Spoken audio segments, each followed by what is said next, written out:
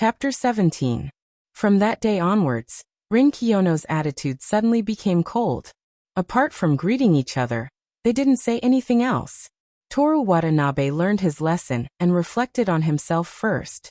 Apart from Rin Kiyono himself, there was no one in this world who wouldn't lie. Moreover, he didn't cause any negative consequences, so he wasn't wrong. Thus, there was no need to apologize and ease their relationship. May 9th, the day before the makeup exam, in the Human Observation Department's activity classroom, Toru Watanabe praised Yoshimi Tamamo's test paper. "What's with that expression? It's so funny."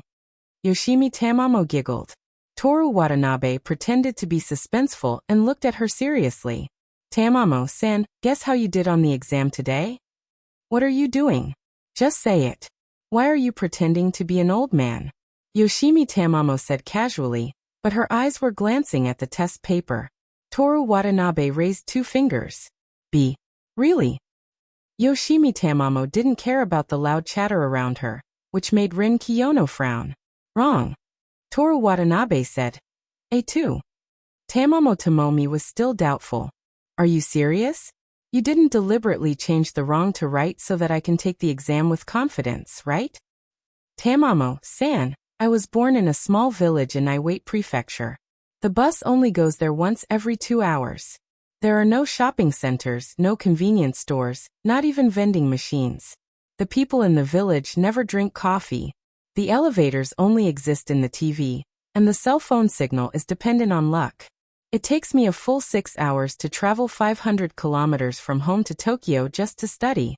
Therefore, I would never lie about my results." Yoshimi Tamamo stared blankly at Toru Watanabe for a while. "There's actually such a poor place?" Toru Watanabe handed the test paper to her. "Tamamo, don't you think this test paper looks familiar?" Yoshimi Tamamo nodded. "I've seen many similar questions on the test papers. It went very smoothly.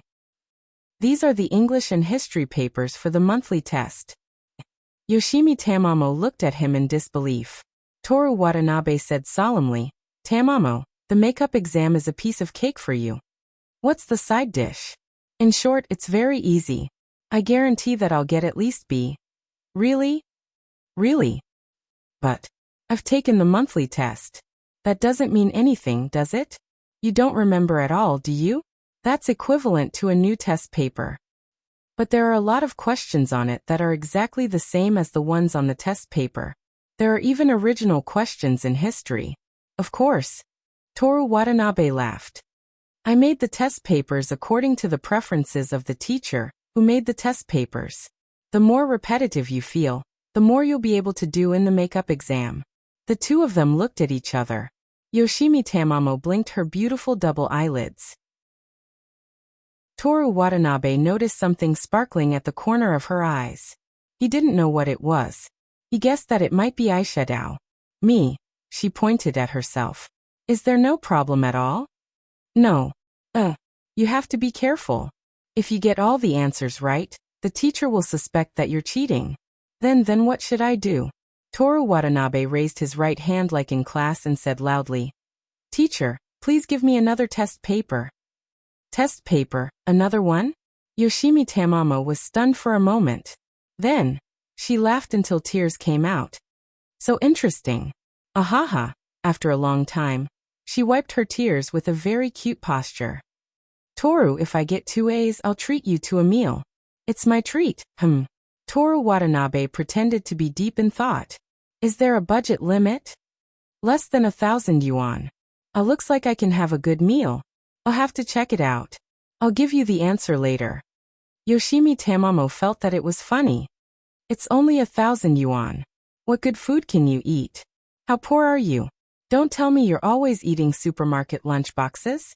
Then why did you spend 150? But are you so sure that I can get 2 A's? Toru Watanabe shrugged. "I'm very confident in myself. Good luck tomorrow." He really suspected that the other party, at some point in time, had already leaked the information about the deal. After Yoshimi Tamamo went back, Aona Koizumi came to the activity classroom and asked about the two of them. She first asked Rin Kiyono, "Is Kawasaki classmate okay?" I've memorized everything I need to know. As long as I perform normally, I should be able to get a C or B. As expected of Kiyono classmate. Koizumi, sensei praised. What about Watanabe? How's Tamamo classmate? Performing normally, B or A? Koizumi sensei was a little surprised. Can you get an A? Kanagawa High School gave grades according to the deviation value. 70 to 75 were A's. The highest deviation value was 75. For people at this level, their target universities were usually Tokyo University, Keio University, Kyoto University, Shangji University, Zaobai University, and other first-class universities. They could also enter popular majors like medicine. Yoshimi Tamamo's monthly test results for mathematics and history were F, with a deviation value between 30 and 45. The lowest deviation value was 25. In just 5 days, she could increase her deviation value by 40. Even if the content was very little, it was still very shocking. If I'm strong enough, I might be able to get a double A. Koizumi-sensei was puzzled. Toru Watanabe explained. I made a prediction for her, and also cast a short period of mental magic. But don't worry, sensei, I also remembered the important points. Prediction?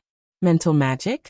Toru Watanabe subconsciously waited for Rin Kiyono to expose him. However, that cold, confident, and mocking voice didn't sound. Only the rustling of pages could be heard. He said, It's too troublesome to explain. In short, sensei, I've completed the task you gave me. Can I leave early starting next week? If I don't go to work, the manager will fire me. I'll have to trouble you this week. Work is fine, but take care of your body.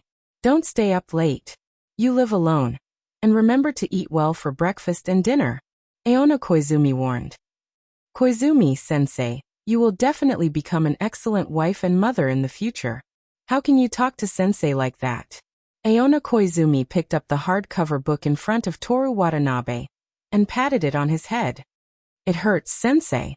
Stop acting. Aona Koizumi laughed. Be careful on your way back. I'm leaving now. On the 10th of May, the makeup exam was in the morning. After the first class in the afternoon, the students who took the makeup exam would be called by the teacher one by one to inform them of the results. After the last class, Toru Watanabe received a message from Yoshimi Tamamo. Coco yes. Coco AA. Toru Watanabe. Congratulations. Coco, what do you want to eat? Increase the budget to 2,000. Toru Watanabe. That much? Then I'll have to think about it for a long time. Coco, decide by Saturday. I'll treat you on Sunday. Toru Watanabe. Okay. Since it was Friday, Toru Watanabe went to the activity classroom after school. What's up today? He asked. Tell me about Yoshimi Tamamo's results and reaction. Rin Kiyono's tone was cold. AA, reaction. She must be very excited, and probably proud. Yes. After a period of silence, Toru Watanabe said, I'll return the book to you as soon as I'm done. Rin Kiyono nodded. Then I'll go back first. Close the door. Toru Watanabe pushed the steel chair under the table and prepared to leave. Just then, Aona Koizumi opened the door and walked in. Chapter 18. So you're both here. Perfect. In order to thank you for your help, I'll treat you to a meal after school. Rin Kiyono put down the book in her hand, turned around, looked at Aona Koizumi and said, No need, I agreed to help because of the club activity, not because I wanted to help teacher. But you have the intention to help me, right? That's enough. Kiyono classmate, give your teacher a chance. A teacher who owes a student a favor is too outrageous. It makes me feel guilty for ordering my student around. Toru Watanabe believed that Aona Koizumi wasn't being polite, but really felt that way because she was a girl who could see through all lies. He helplessly sighed and agreed. Aona Koizumi smiled with satisfaction. Gather here at 6, I'll drive you there. You guys? Toru Watanabe hurriedly said. Teacher, I have something to do tonight. He wanted to follow the GPS to the activity location early and scout out the escape route in advance. Something to do? Watanabe, you're not working overtime, are you? Aona Koizumi looked at him suspiciously. How could that be? I'm a top student who abides by the school rules. Then what's the matter? You don't even have time to eat dinner with your teacher? Kiyono classmate lent me an English classic. It's very profound. I want to hurry up and finish reading it this weekend. Then return it to her as soon as possible. Aona Koizumi looked at Rin Kiyono. Is that so? Rin Kiyono crossed her arms in front of her chest. Her elegant and refined face revealed a despicable smile. Mixing truth and lies together, speaking nonsense. Koizumi teacher, I suggest that you stop liking this liar. Aona Koizumi turned her head and leaned close to Toru Watanabe. Watanabe, you actually dare to lie to your teacher. You're too close. Teacher, please move away a little. It's too fragrant. Aona Koizumi grabbed Toru Watanabe's ear and glared at him angrily. You still want to change the topic. It hurts a lot, teacher. 6 o'clock. Wait for me here, do you hear me? Understood. Aona Koizumi let go of his hand and saw him rubbing his ear. She couldn't help but laugh. Stop pretending. I didn't use any strength. My ears are more sensitive. What are you talking about? How can you know such strange knowledge at such a young age? Koizumi Aonai's ears were slightly red, and she tried to show the dignity of a teacher. What strange knowledge? I said that the defense of my ears is low and it hurts easily. Teacher, what are you talking about? Nothing. Aona Koizumi turned around and quickly left the activity classroom. Toru Watanabe had no choice but to stay in the activity classroom until school was over. At 6 o'clock, he and Rin Kiyono took Aona Koizumi's car to eat together. The dining location was a decent barbecue restaurant. Because Aona Koizumi had already made a reservation in advance, the three of them didn't have to line up even during peak hours. I only spent 5 days, no, to be exact, 3 days, and I got 2 As. And I only learned for a short while every day. Super country bumpkin. There are actually people living in that kind of place. There's not even a coffee shop, what a joke. How poor is his family? I suspect that he can only afford to eat the supermarket's discounted lunchboxes. The three of them had just sat down in the private room when a familiar voice came from next door. Rin Kiyono looked coldly in the direction of the voice, and then sneered mockingly. She looked at Toru Watanabe like a bystander, and wanted to see his reaction. This is? Tamamo classmate? Aona Koizumi stood up with an ugly expression. Toru Watanabe hurriedly pulled her back. Koizumi-sensei, if you go now, Tamamo classmate will lose face in front of a lot of people. But, Toru Watanabe smiled and persuaded. Sensei, I don't care about this kind of thing at all. Let them laugh, I won't take it to heart and it won't affect my studies. Besides, it's rare for Tamamo classmate to get 2 As, just let her be happy for a few days. At worst, you can ask her to answer more questions in class in the future as punishment. Aona Koizumi looked seriously at Toru Watanabe, and saw that his smile was natural and not forced at all. She reached out her hand and rubbed Toru Watanabe's hair. Sensei is proud of you. Toru Watanabe was dissatisfied with having his hair rubbed by a beautiful sensei in her 20s. My hairstyle is going to be messed up. Ahaha, Aona Koizumi laughed proudly and sat down again. By the way, Watanabe, I've always wanted to ask you, did you do your hairstyle like this on purpose? Of course it's very expensive. Toru Watanabe's hairstyle was very natural. It was hard to tell if it was done on purpose, or if he didn't take care of it after waking up. Really? Watanabe never lie. This sentence sounds like a lie as soon as you open your mouth. Toru Watanabe corrected. Please call it a joke. Aona Koizumi nodded. It's quite interesting. Toru Watanabe hadn't eaten barbecued meat for a while, so he ate it a bit rough. No, it should be called bold, which sounded better. Aona Koizumi also ate a bit, only Rin Kiyono ate the leaves like a rabbit. No, it should be compared to a vegetable worm, which sounded a bit ugly. What are you looking at? Seino Rin noticed his gaze and put down the knife and fork with the salad in it. Nothing. You're angry, aren't you? You obviously care so much about Yoshimi Tamamo. Working so hard to help her prepare the test papers, and trying so hard to improve her self-confidence. No, I'm not angry at all. Everything I do has nothing to do with Tamamo-san. It doesn't matter how she thinks of me. I'm helping her because of Koizumi-sensei. Watanabe. Koizumi-sensei didn't know what to say. Rin Kiyono's mocking expression disappeared, and she seriously looked at Toru Watanabe for a while. Then she suddenly remembered to put the vegetable salad into her mouth. You're very observant, she said. Kiyono-san, can I ask you a question? I won't necessarily answer. That's your freedom. Toru Watanabe paused for a moment. With your personality and the way you speak, you don't have any friends, right?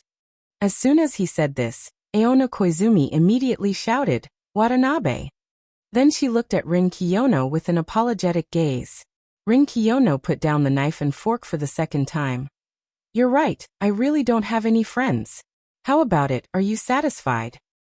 Kiyono-san. Aona Koizumi didn't know what to say, and her gaze became very motherly.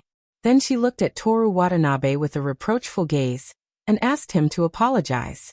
Toru Watanabe reflected on himself. He was indeed wrong, of course. It wasn't that he shouldn't have retaliated, but the way he retaliated. As a Tokyo handsome boy, using words to attack a girl was immature. What he should do was to get first place in the midterm exam. Sorry, he said.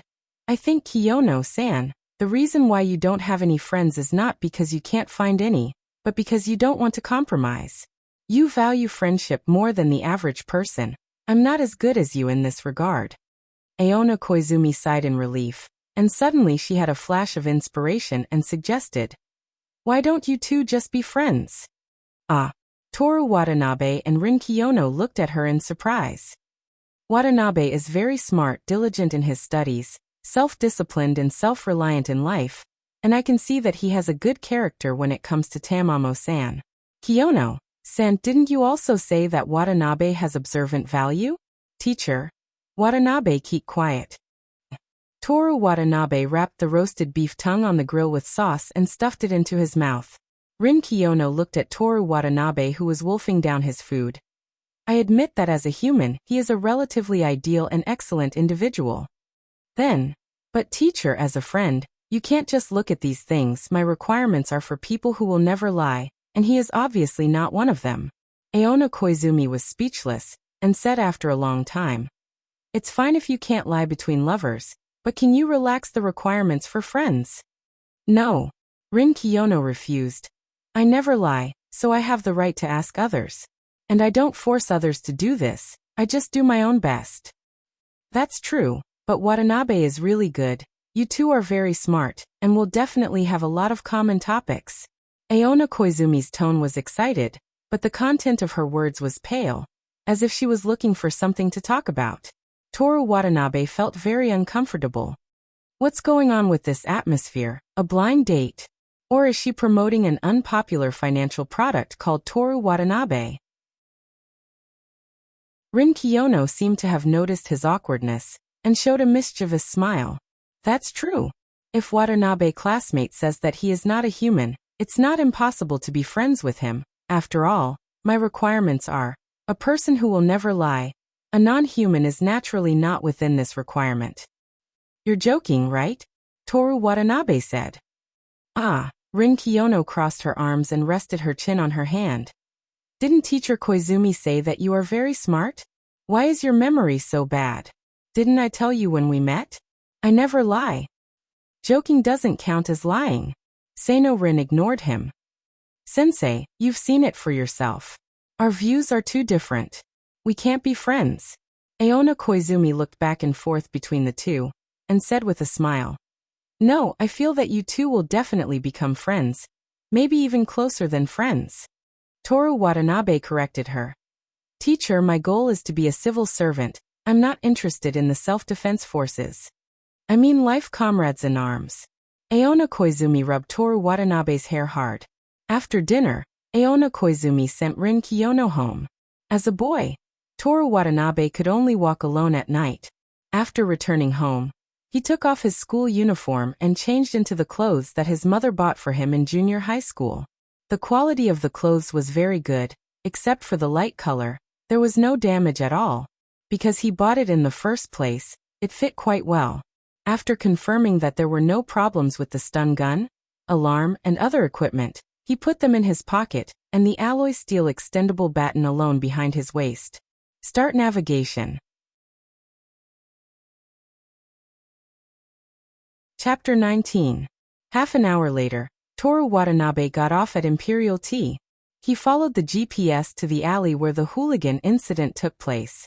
After careful observation, he found that it was a standard dead end. It seemed that he could only take the girl away in advance or win by force. There was still an hour before the incident began. Toru Watanabe didn't even know what the girl looked like, so he naturally wouldn't look around in advance. There was a coffee shop across the alley. He pushed the door open and went in. Ancient rock music was playing in the shop. He ordered a cup of coffee and sat on a long table by the window. This was a good location. Although he couldn't see the situation in the alley, he could see who had entered the alley. In order to stay awake, he deliberately didn't add sugar to the coffee. This way he could drink it longer. Toru Watanabe took out his phone and downloaded a radio program. This program was unexpectedly popular in Japan. He searched for English and clicked on the most popular program. The host was a girl with a beautiful voice. When she laughed, she sounded like a goose. She talked about interesting things in life in both Japanese and English. The topic was random and unrestrained. Just a moment ago, she was talking about supermarket discounts and advising tourists to stock up on meat. The next second, she was talking about who she wanted to watch the solar eclipse with. Toru Watanabe listened carefully and continued to learn. Looking out the window at the Tokyo citizens enjoying the nightlife, he smiled. I'm working hard while drinking coffee. In the future, I'll be better than Lu Sun, right? After casting this mind magic on himself, Toru Watanabe was even more enthusiastic about learning. When he learned a new word or knew how to express it, he would feel satisfied and proud. The boring study life needed this kind of mind magic to make up for it. Whether it was him who was working hard or Yoshimi Tamamo who got AA, this was proven. Therefore, it was necessary to lie. Rin Kiyono was wrong. Thinking of Rin Kiyono, Toru Watanabe didn't understand what she wanted to do. One moment she ignored him, the next moment, she deliberately mocked him, and the next moment, she said something that sounded like a couple flirting. He took a sip of the bitter coffee and listened to the broadcast carefully, his eyes fixed on the alley. At 9 o'clock in the evening, Toru Watanabe suddenly became nervous and couldn't even listen to the radio. He had no choice but to order another cup of coffee. This time, it was the most bitter espresso. He drank it in small sips. Because it was too bitter, his nervousness eased a lot. At 9:11, a girl in a white dress hurriedly ran into the alley. Toru Watanabe finished his coffee in one gulp, and stood up with his hands in his pockets. Fortunately, tomorrow is Saturday. Otherwise, with so much coffee, I would definitely lose sleep. Thank you for your patronage. The shop assistant's voice sounded very distant. With his hands in his pockets, Toru Watanabe held the flashlight and the pepper spray. Feeling the weight of the alloy steel extendable baton behind his waist, Toru Watanabe walked towards the alley. Hey, are you okay? His voice seemed to make the girl wary for a moment, but she soon relaxed. You come here. The girl ordered. Toru Watanabe was a little surprised. Shouldn't the girls who had been harassed usually be weak and delicate? What you learn on paper is ultimately shallow. Liu Yuqing didn't lie to me. I've learned another thing. Toru Watanabe kept getting distracted to ease his nervousness, and focused all his attention on the alley entrance. There would soon be 3 adult hooligans there. He had to take the girl to a crowded place as soon as possible. Where's your house? I'll send you. Before Toru Watanabe could finish his words, the girl grabbed his collar and pulled him over. Then she pressed him against the wall and kissed him mouth to mouth. Was I drugged? The girl's lips were very soft. It was as if all the best things in the world were at home, and you were looking at your watch, waiting for the moment to get off work. However, Toru Watanabe's mind was very clear. Although he had never experienced this before, it didn't mean that he would become a pervert. With the weak light leaking into the alley, Toru Watanabe saw the girl's face clearly. She had straight black hair that reached her shoulders and her beautiful eyes were filled with endless anger. Toru Watanabe could tell from the other party's slightly absent-minded gaze that the person who was angry wasn't him. Because they were kissing, he couldn't see her nose and mouth clearly. This was a beautiful girl who wasn't inferior to Rin Kiyono. However, no matter how beautiful she was, Toru Watanabe wasn't interested in such a casual woman. Moreover, now wasn't the time to do such things. He didn't use his hands. Instead, he twisted his body and pushed her away. Are you drunk? I'll send you to the doctor. The girl kissed him again. Toru Watanabe released the pepper spray and put it on the stun gun. He was ready to knock the girl out and take her away. Compared to the 3 adult men who were coming later, the girl was much easier to deal with. Also, he had enough. The girl's lips made him feel disgusted. Who knows what her occupation was and what she did with her mouth just now. However, just as Toru Watanabe was about to act, footsteps came from the alley that he had been paying attention to. At the same time, the girl on top of him pressed closer. The two of them looked like a couple who were glued together. Toru Watanabe still let the girl kiss him. He also pretended to be addicted, but he changed the stun gun into pepper spray. He waited for the 3 hoodlums to come in. First, he attacked them from a distance and temporarily blinded them. Then he used a strong flashlight to shine on them. At the same time, he dragged the girl away. There was a train from Imperial Tea to Ikebukuro at 9:15. If they ran there, it would be just in time. However, there were too many things that exceeded Toru Watanabe's plan tonight. The 3 adult men who appeared at the entrance of the alley were not hooligans dressed in fancy clothes. Although they were dressed no differently from ordinary people, their cold and determined expressions and physiques could easily be compared to ordinary people. No matter how one looked at them, they looked like thugs or bodyguards. It wasn't a hoodlum incident. Toru Watanabe reacted. The event didn't say anything about hoodlums. He was misled by his own preconceived notions. This was very likely a kidnapping incident. His life was in danger. What to do? What to do? Facing professional bodyguards, the weapons on his body didn't give him any sense of security. Toru Watanabe forced himself to calm down. The sound of his heartbeat was very ear-piercing. The 3 of them didn't seem to be very sure of the girl's specific location. They came to the alley just to search. They looked at the 2 of them who were kissing passionately, and immediately turned around and left. What's the situation? Toru Watanabe's mind was blank. His hands that were holding the pepper spray and the flashlight were slightly trembling because of numbness. Just as he was feeling dizzy, his whole body uncontrollably slid down the wall and curled up into a ball. Bah! He endured the pain while looking at the girl. After spitting a mouthful of saliva, she desperately wiped her mouth with her sleeve. She used a lot of strength, as if she wanted to directly scrape off a layer of her lips. Indeed, her lips quickly ruptured with traces of blood. "Why?" he asked with a ferocious expression. "Damn it! Damn it! Damn it!" The girl cursed in a low voice. Her hands were still angrily wiping her bleeding lips. The pain relief process was terrifyingly long. Toru Watanabe felt sweat dripping from the corners of his eyes several times. He was still in so much pain that he couldn't stand up. "Miss!" A voice came from outside the alley. At the same time, the game interface in his retina vibrated. "You have a new email. Rescue Unknown Girl event completed. Reward has been issued." Chapter 20. A woman in a Western-style shirt walked into the alley. Her shirt was stained with blood.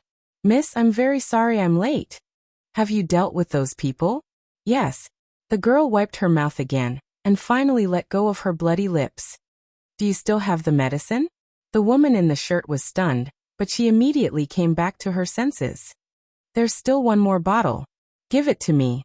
The girl took a syringe that looked like a pistol from the woman's hand, and walked to Toru Watanabe's side, looking down at him. Seeing this, the woman stepped forward and locked Toru Watanabe's joints, lifting him to the right height so that the girl didn't have to bend over. "Why?" Toru Watanabe didn't understand. "I wanted to help you." At this time, the woman took out a stun gun, pepper spray, a flashlight, an alarm, a recording pen, a folding knife, and an alloy steel extendable baton from his body.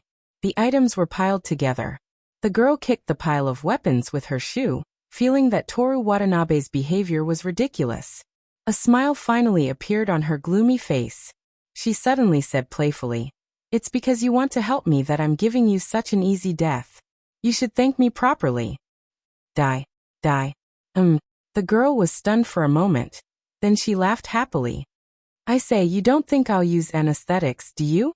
She looked at the syringe in her hand. "Have you heard of succinylcholine?" Without waiting for Toru Watanabe to speak, she continued to explain. "Once this drug enters the body, the person will quickly be paralyzed. In clinical medicine, patients will be injected with this drug before undergoing surgery. The purpose is to prevent the patient from moving during the surgery. But," she smiled mischievously at Toru Watanabe, "in the absence of an oxygen tube, the injected person will eventually suffocate to death while still fully conscious." The girl's smile was simply demonic. "Why do you want to kill me?"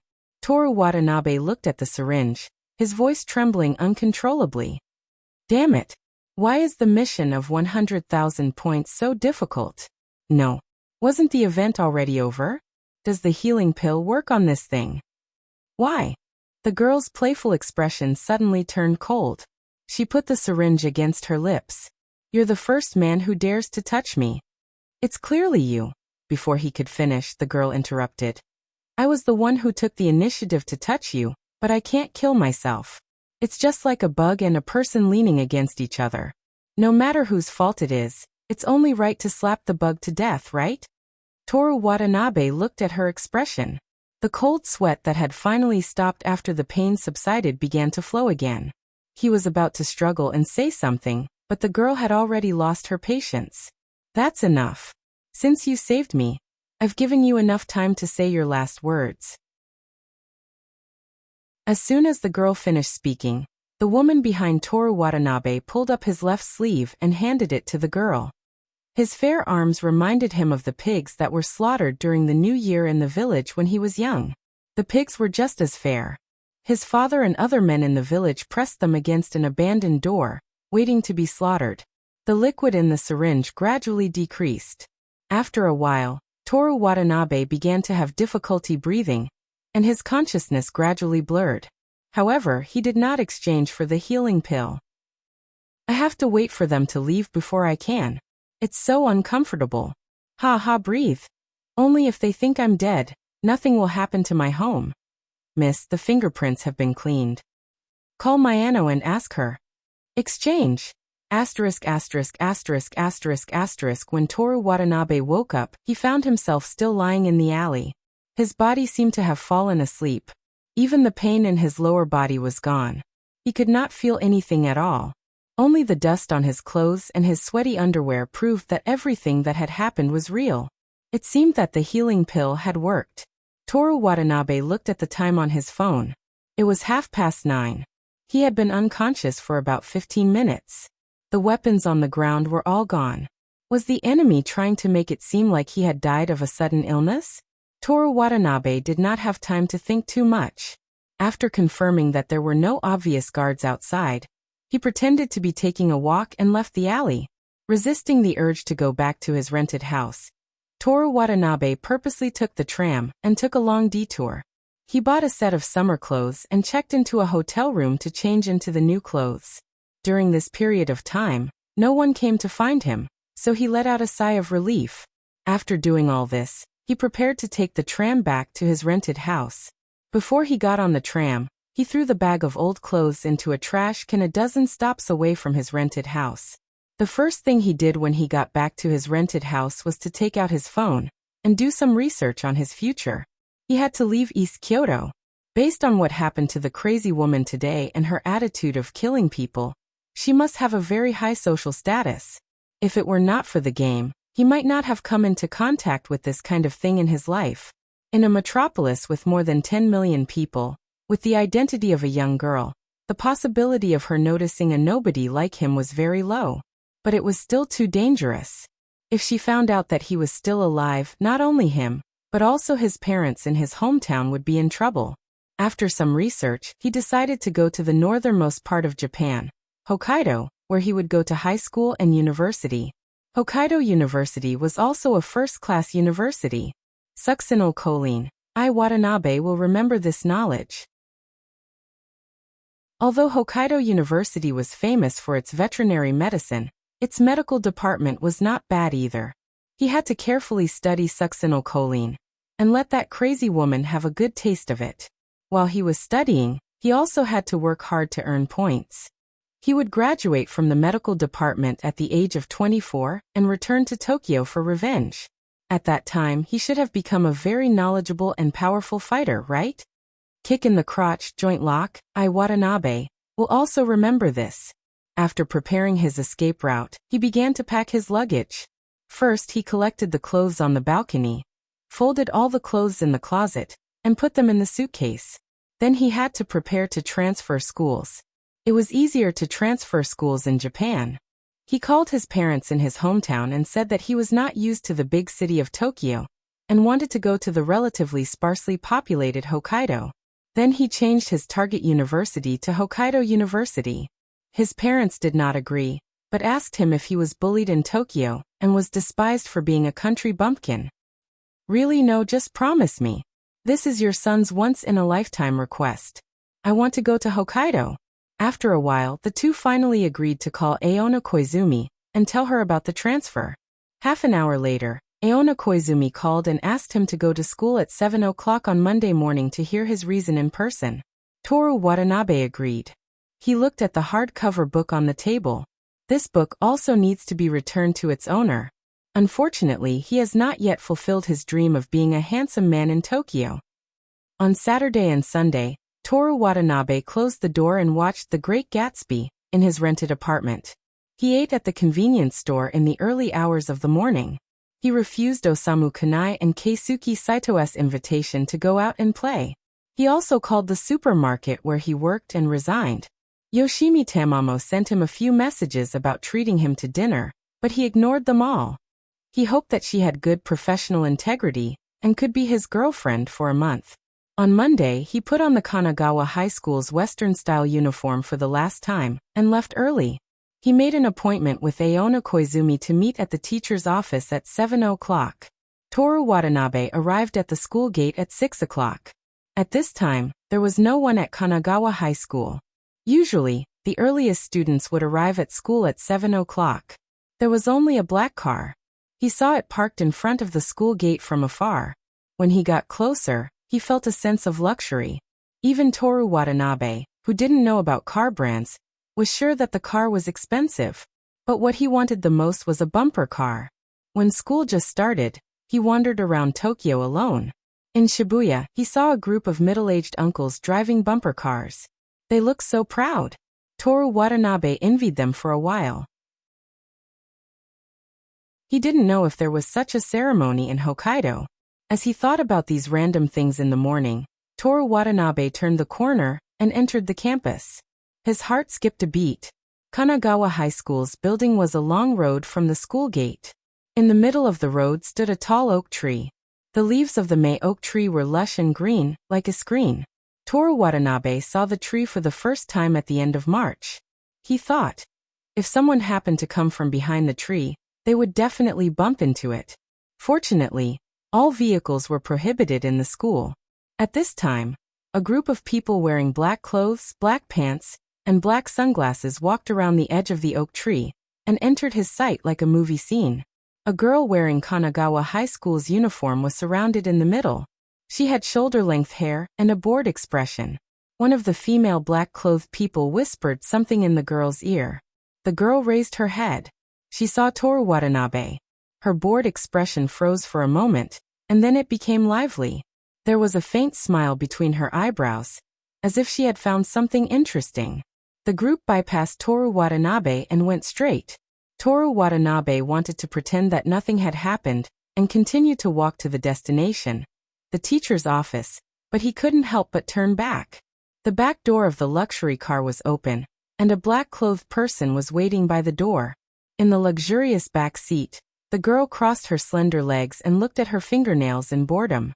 She's telling me to get in. Toru Watanabe understood this scene. Watanabe, you have to stay calm, so that you can think of a way to prevent her from hurting your parents back home. Toru Watanabe took a deep breath, tried to pretend to be calm, and slowly walked over. The back seat of the car was very spacious, divided into two opposite rows. The girl sat alone in the middle of the last row, and the woman who locked his joint sat opposite her. He got in and sat next to the woman, also facing the girl. The door was gently closed, and the car began to move, slowly leaving Kanagawa High School.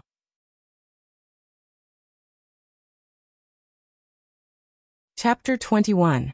The car was completely isolated from the outside world, and the noisy sirens on the side of the road were gone. Toru Watanabe slightly moved the bag with the Great Gatsby in it, and the sound was shockingly loud. Wasn't it awkward when your stomach growled or you farted? Toru Watanabe felt that he hadn't adjusted from his dissociative state in the morning. He was clearly in a crisis, but he was still thinking about something that he could study later. Take it off. What? Toru Watanabe came back to his senses. The girl's feet in black stockings were in front of his nose, and she looked at him mockingly. Toru Watanabe leaned back. If you have something to say, just say it. The girl put her hand on the armrest in the middle of the back seat and said indifferently, medicine. Yes. The woman took out a small box from a hidden compartment and opened it, revealing the medicine before the injection. Toru Watanabe quickly admitted defeat. Wait. I'll take it off. The girl sneered. It seems that the medicine to save you can't be used casually. Toru Watanabe was silent as he stared at the girl's feet in front of him. He slowly reached out and hooked his fingers into the edge of the stockings. He glanced at the woman in black, who was indifferent to the scene in front of her. As expected of a big family subordinate, she was experienced and knowledgeable, or she could only see what she could see. Toru Watanabe tried not to touch the other party's skin and took off the stockings. The girl's feet, which were moderately fat and thin and could be seen as jade, were exposed to Toru Watanabe's eyes. Her feet weren't big, but they were perfectly proportioned, so her toes were slender and cute, and her toenails were trimmed just right. Before he could see clearly, the 2 feet were placed on his left shoulder, one on top of the other. If you're so slow next time and make my legs sore, I'll punish you with a resurrection performance, the girl said with a joking smile. But the curve of her mouth was very cold. Toru Watanabe took a deep breath, then remembered that less than 5 centimeters away from him, there was a foot that had just taken off her stockings, and he quickly stopped. The carriage fell into silence. The girl closed her eyes and seemed to have fallen asleep. Toru Watanabe suddenly thought that with the girl's charm, she would definitely meet the requirements of the game's strategy. He could use the detector to obtain some information about her.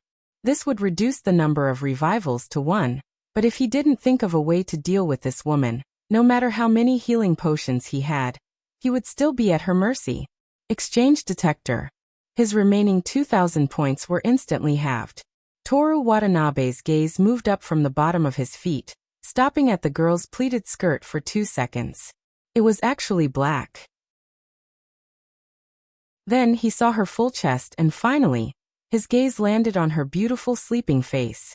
Character, Miki Kujo, age 15, intelligence, 8 charm, 9 stamina, 5 intel. In charge of the Kujo family's billions of assets. Absolute egoism. Does not care about human lives. No relationship record can be conquered. Egoism? Don't care about human life? He spent 1,000 points, wasted a life-saving, healing potion, and a chance to use the detector, in exchange for even more bad information. Toru Watanabe only had 1,000 points left, and he could only revive once. Then, what should he do with the stocking that was lying in his palm, smooth to the touch, and still had the girl's warmth? Throw it on the seat? On the floor? Return it to her? Which choice would prevent him from being forced to perform a revival? Toru Watanabe didn't know the correct choice. In the end, until the car stopped, he kept holding the stocking in his hand, and his body was obediently used as a stepping stool. Miki Kujo opened her eyes. As she retracted her foot, she covered her mouth with her hand and yawned lazily. The car door opened, and the girl got out first, followed by Toru Watanabe. He looked around and saw that he was in the open-air parking lot of a hospital. Looking at the top of the hospital, the words Shuntian University Affiliated Hospital were hung above. The girl's mocking laughter came from behind him. You like my stocking that much? I'll give it to you. Toru Watanabe looked down and saw that the stocking was tightly held by him, and the rest of the stocking was naturally hanging down. He didn't know what to say. Don't like it? Or like it? It was another fatal choice. Miki Kujo got out of the car and walked into the building surrounded by her subordinates. If it's broken or missing, I'll put a stocking on your head. I also want to know how many layers it takes to suffocate someone. Toru Watanabe folded the stocking and put it in his bag, separated from the Great Gatsby by one layer. Arriving at the hospital, Toru Watanabe thought that there was something wrong with Miki Kujo's body, but he was taken for various examinations. Half an hour later he took off his medical gown, changed back into his own clothes, and was taken to a large conference room. The conference room was empty except for Miki Kujo, the female bodyguard, and an elderly doctor in a white coat. Of the three, only Miki Kujo was sitting in a large chair. She was reading Toru Watanabe's medical report. Succinylcholine is a substance that exists in large quantities in the human body and can be rapidly metabolized. Experimental methods are unable to detect it, but the lower body did not detect any recent injuries. The doctor folded his hands in front of him and said respectfully. Miki Kujo's slender fingers put down the medical report, tapped the table, and said to Toru Watanabe expressionlessly, "Tell me your secret." "I really don't know what happened," Toru Watanabe replied. "I'll give you one last chance. I want to hear an answer that satisfies me." "I really don't know what happened, Mayano." Miki Kujo lost her patience. "Yes," Dr. Mayano replied. "Inject him with succinylcholine." "Yes." Toru Watanabe's voice trembled. "I really don't know anything. Maybe there's something wrong with the medicine you used last time." Miki Kujo closed her eyes. The female bodyguard walked over. Before Toru Watanabe could see her movements, he was already subdued and gagged. Toru Watanabe regretted it. Master-level kickboxing. If I had it, I would be able to get out of this predicament. Just as he thought of this, Toru Watanabe felt lost. Even if he subdued them and killed Miki Kujo, with his ability, how could he protect his parents in his hometown from the revenge of a billionaire family? His consciousness gradually blurred, and the familiar feeling of suffocation came. Miss, he's awake. Unbelievable. This is unbelievable. Miss Kujo, please hand this person over to me. Toru Watanabe opened his eyes. He was still in the spacious conference room. The doctor looked at him with a fanatical expression, like a child who saw a toy and could not wait to play with it. That gaze was terrifying. The woman stood there quietly and returned to her original position, as if she did not rush over to subdue him. Miki Kujo crossed her slender legs, crossed her arms, and tapped her fingers on her arms, thinking about something. Toru Watanabe opened panel. Character: Toru Watanabe, age 15, intelligence, 7 charm, 8 stamina, 3 items, 50% discount charm coupon *1, 10% discount encyclopedic knowledge coupon *1, detector *1 2/3, skills none, points 0, money 105,652 yuan. His accumulated points were reduced to 0, and he was reduced to a test subject. The remaining detector could still be used twice. Confirmed candidates: Seino Rin Miki Kujo. He was in a desperate situation.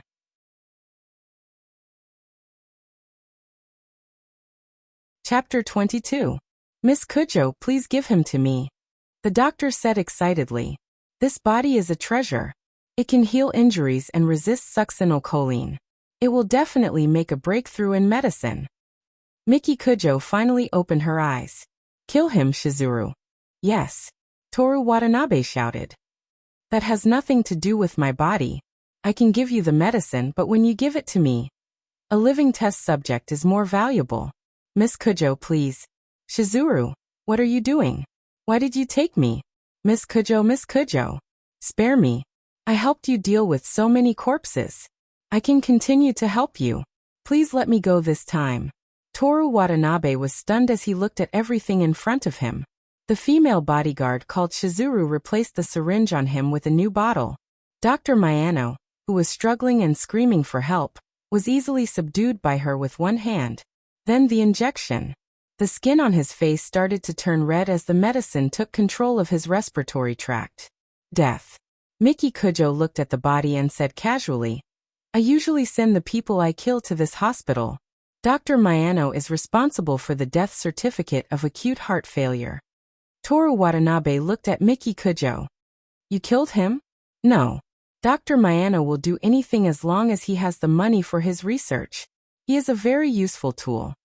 Miki Kujo said regretfully, "In order to protect you, I even killed my beloved subordinate."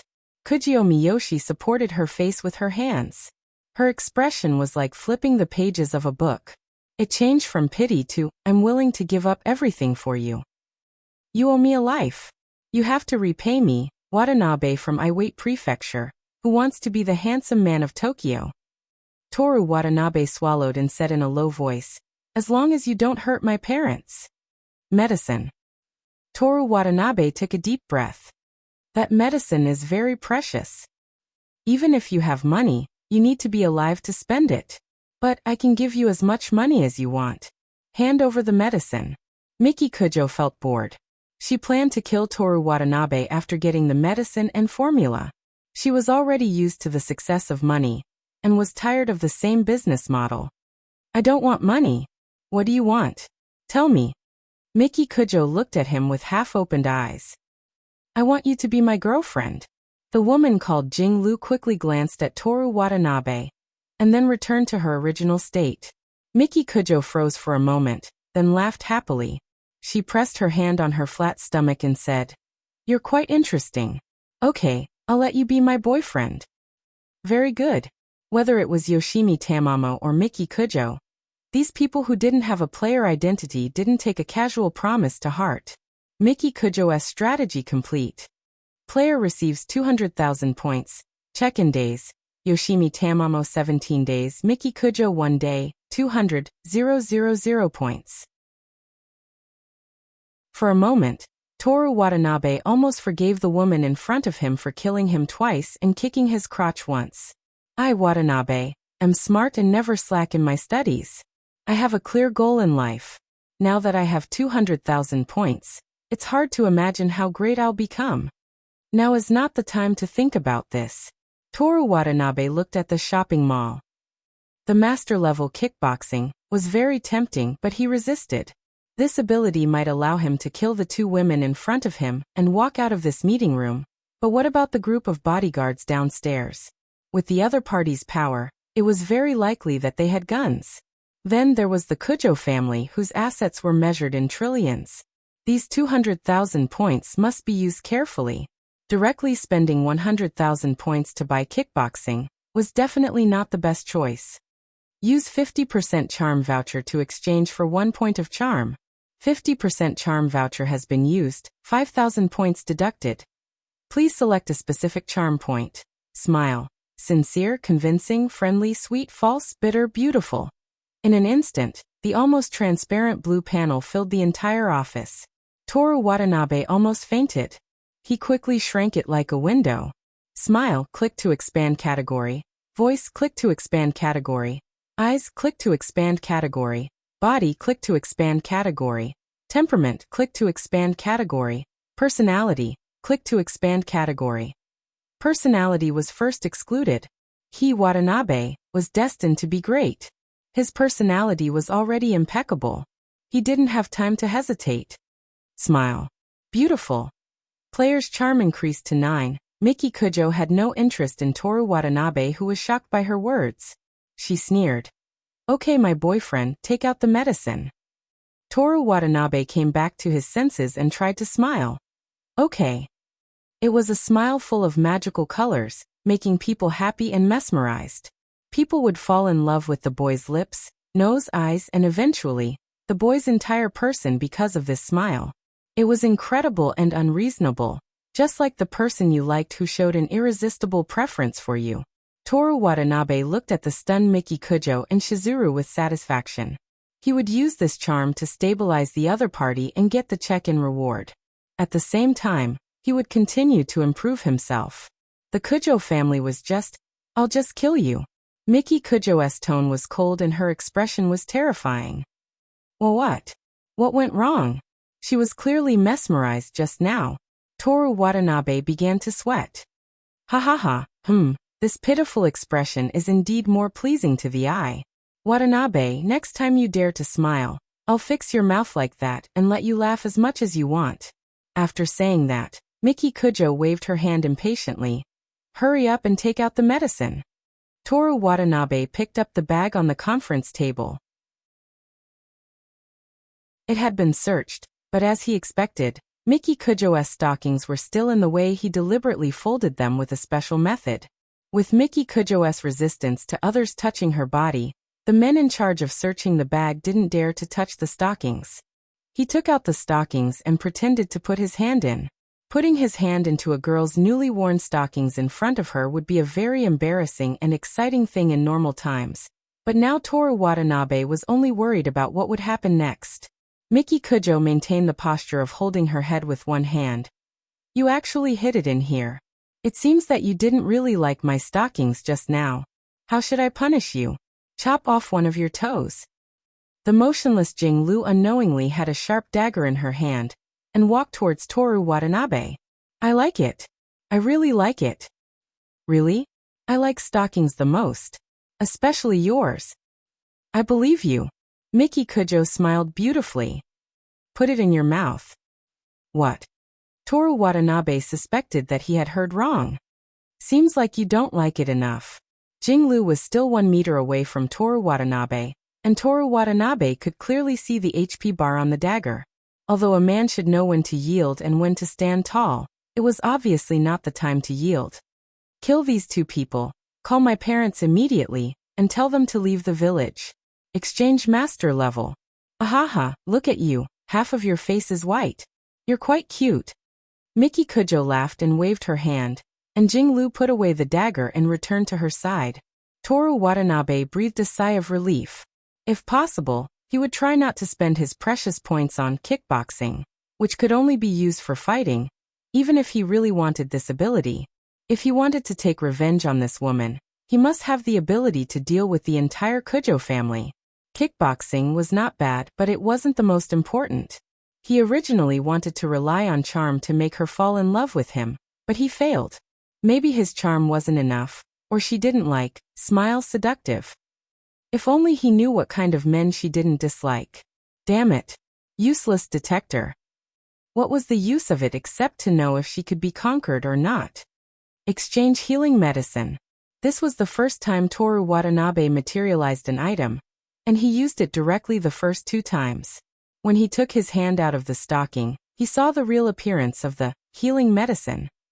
It was a very small white pill, not much different from the oral tablets sold in pharmacies. Toru Watanabe handed it to Miki Kujo. I took one in advance, and this is the last one I have. Miki Kujo didn't take it, and asked directly, what is its specific use? It can quickly heal most injuries, but I don't know the specifics. I just found out about the antidote for succinylcholine. How fast is it? Toru Watanabe hesitated. Immediately. Immediately? Miki Kujo narrowed her eyes. Do you know what you're talking about? You can experiment with it, but this is the last one I have. The production of this medicine is very low, only 1 pill a month. What about the formula? You're my girlfriend, so it's no problem to give you the medicine. If you want the formula, you'll have to date for at least a year. Miki Kujo closed her eyes sleepily. Jinglu asked for me. Toru Watanabe didn't even have time to react this time, and the dagger had already stabbed into his shoulder. Intense pain and blood surged up together. Ah! A scream sounded in the empty conference room. The pain was far less than when he was kicked in the crotch on the night of the 10th, but because the pain wasn't enough, Toru Watanabe screamed instead. Last time, he was in so much pain that he almost couldn't control his body. This time, it seemed that he was bleeding a lot. The dagger was stabbed deep, but it wasn't to the extent that he couldn't bear it. As soon as the screams faded, Shizuru stabbed Toru Watanabe's other shoulder, followed by his hands and feet. 6 holes with blood spurting out were arranged symmetrically. Toru Watanabe lay in a pool of blood and moaned weakly. I can't be impulsive. I can't be reckless. The points are hard to come by. I have to endure. I have to use them when it's needed. There was a lot of blood, and it was very painful, but Toru Watanabe's mind was very clear. It wasn't that his willpower was strong, but that the other party was doing it on purpose. After enduring such pain, I've improved again. Toru Watanabe tried his best to think and distract himself. He didn't know how to relieve the pain in this situation, so he could only use the stupid method when he couldn't run anymore. So stubborn. It's not fun at all. Boring. Miki Kujo opened her eyes. Give him the medicine. Let me see how immediate it is. Jinglu picked up the blood-stained, healing medicine, on the ground and stuffed it into Toru Watanabe's mouth. Toru Watanabe's Adam's apple bobbed. As soon as the medicine slid down his esophagus, the wounds on his body healed at a speed visible to the naked eye. Jinglu looked at the scene in disbelief. Miss. Miki Kujo sat up straight. Her eyes were sharp. When all of Toru Watanabe's wounds healed, and his face became rosy again, she resumed her posture of supporting her head with her left hand. She looked at Toru Watanabe. 1 year is too long. Next month, I want to see the medicine and the formula. No problem.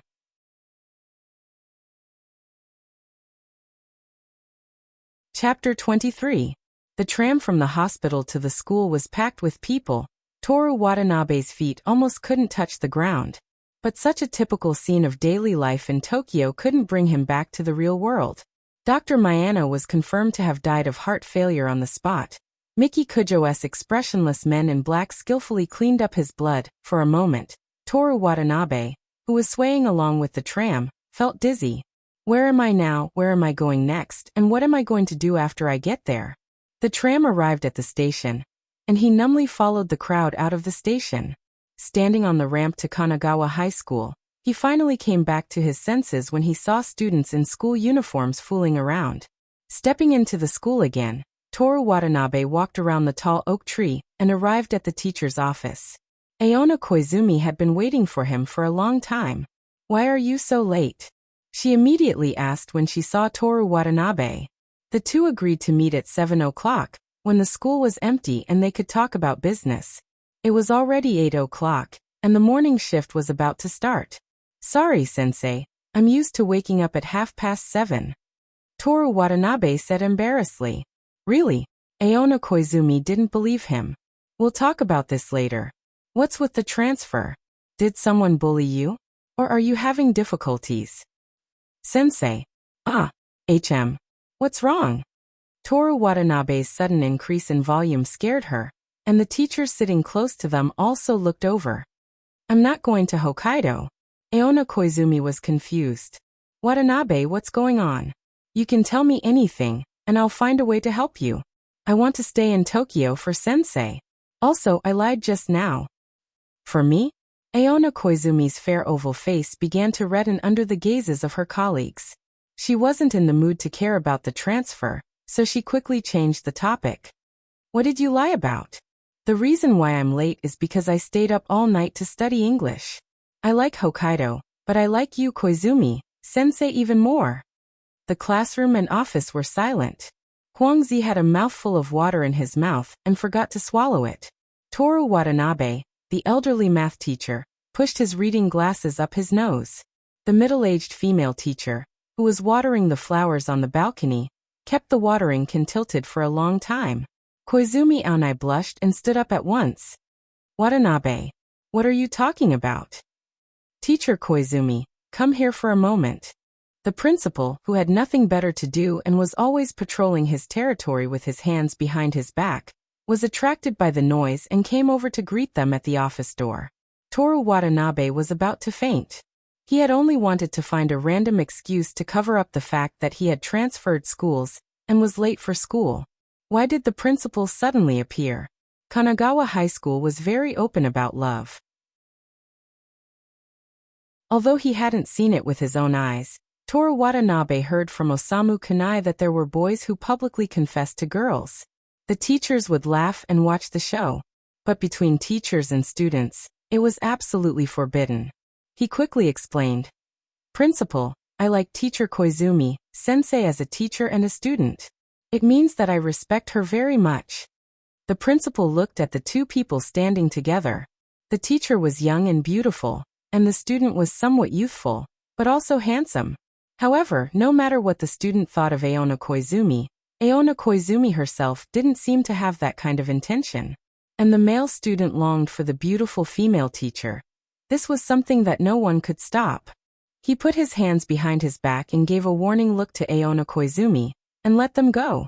After the principal left, Huangzi swallowed the water in his mouth and gave a thumbs up to Toru Watanabe. Watanabe, great, I support you. Thank you, teacher Huangzi. I will continue to work hard on the road of Tokyo, handsome boy. What do you mean by that? I am talking about love.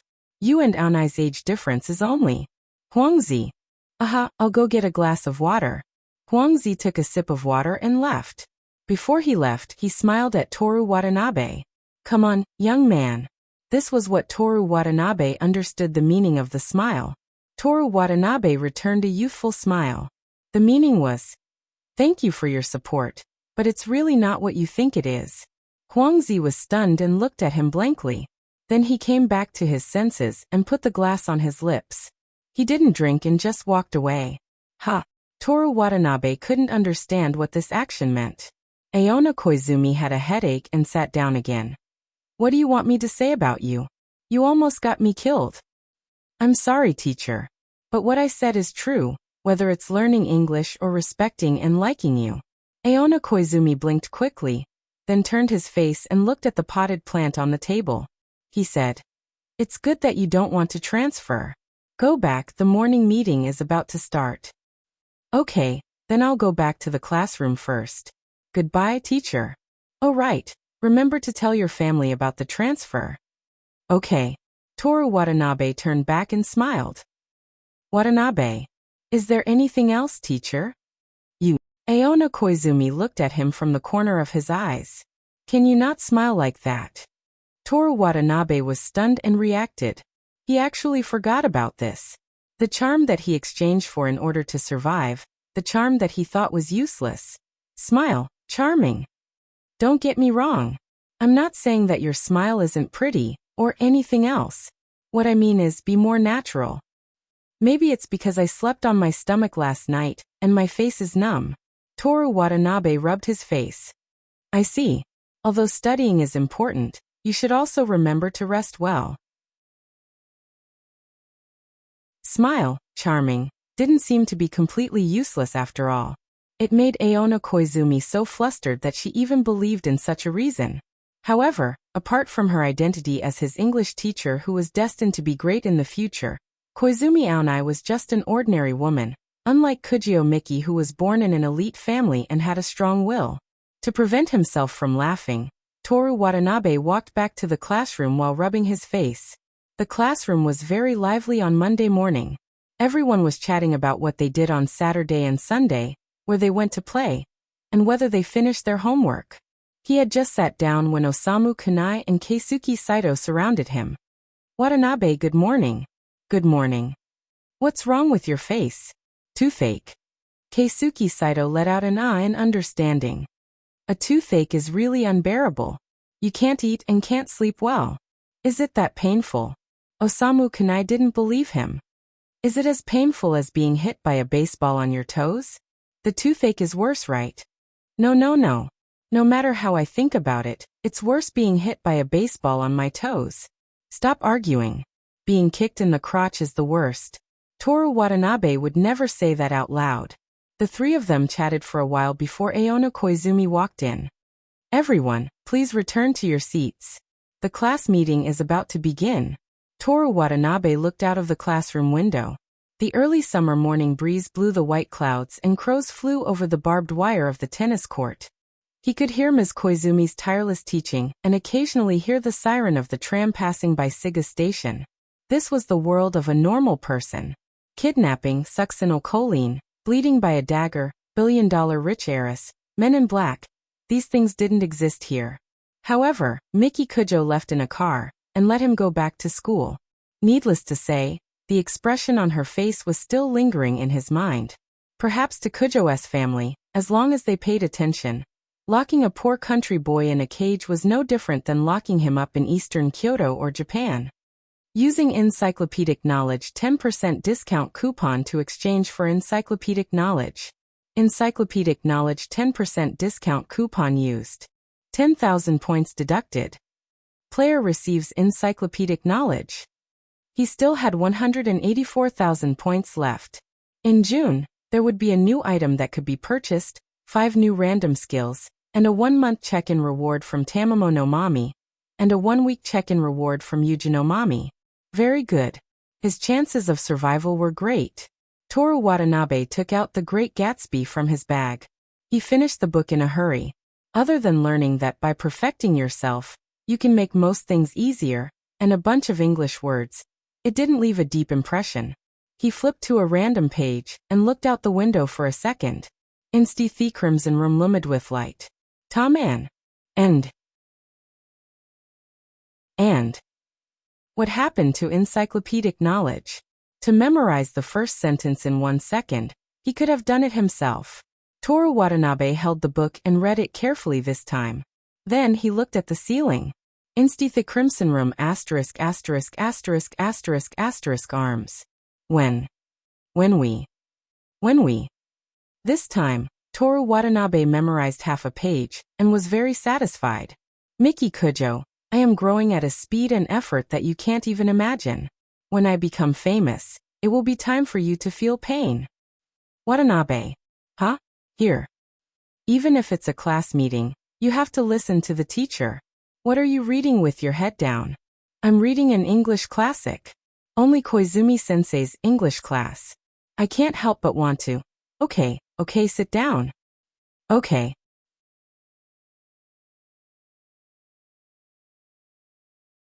Chapter 24. After the morning meeting, Toru Watanabe called his parents and told them that he would not be transferring to another school. Xiaoche, if you encounter something that doesn't go your way, you can ask for leave and come back to rest for a while. The potatoes that were sown last autumn have turned yellow. You can come back and help dig them up. You can do half a person's work. If you don't like digging potatoes, you can follow your dad to plant corn. You'll be responsible for spreading the seeds. It's easy. Do you still want to transplant seedlings? Send me some of the potatoes that you just dug up. My phone is out of gas. I have to study. Bye.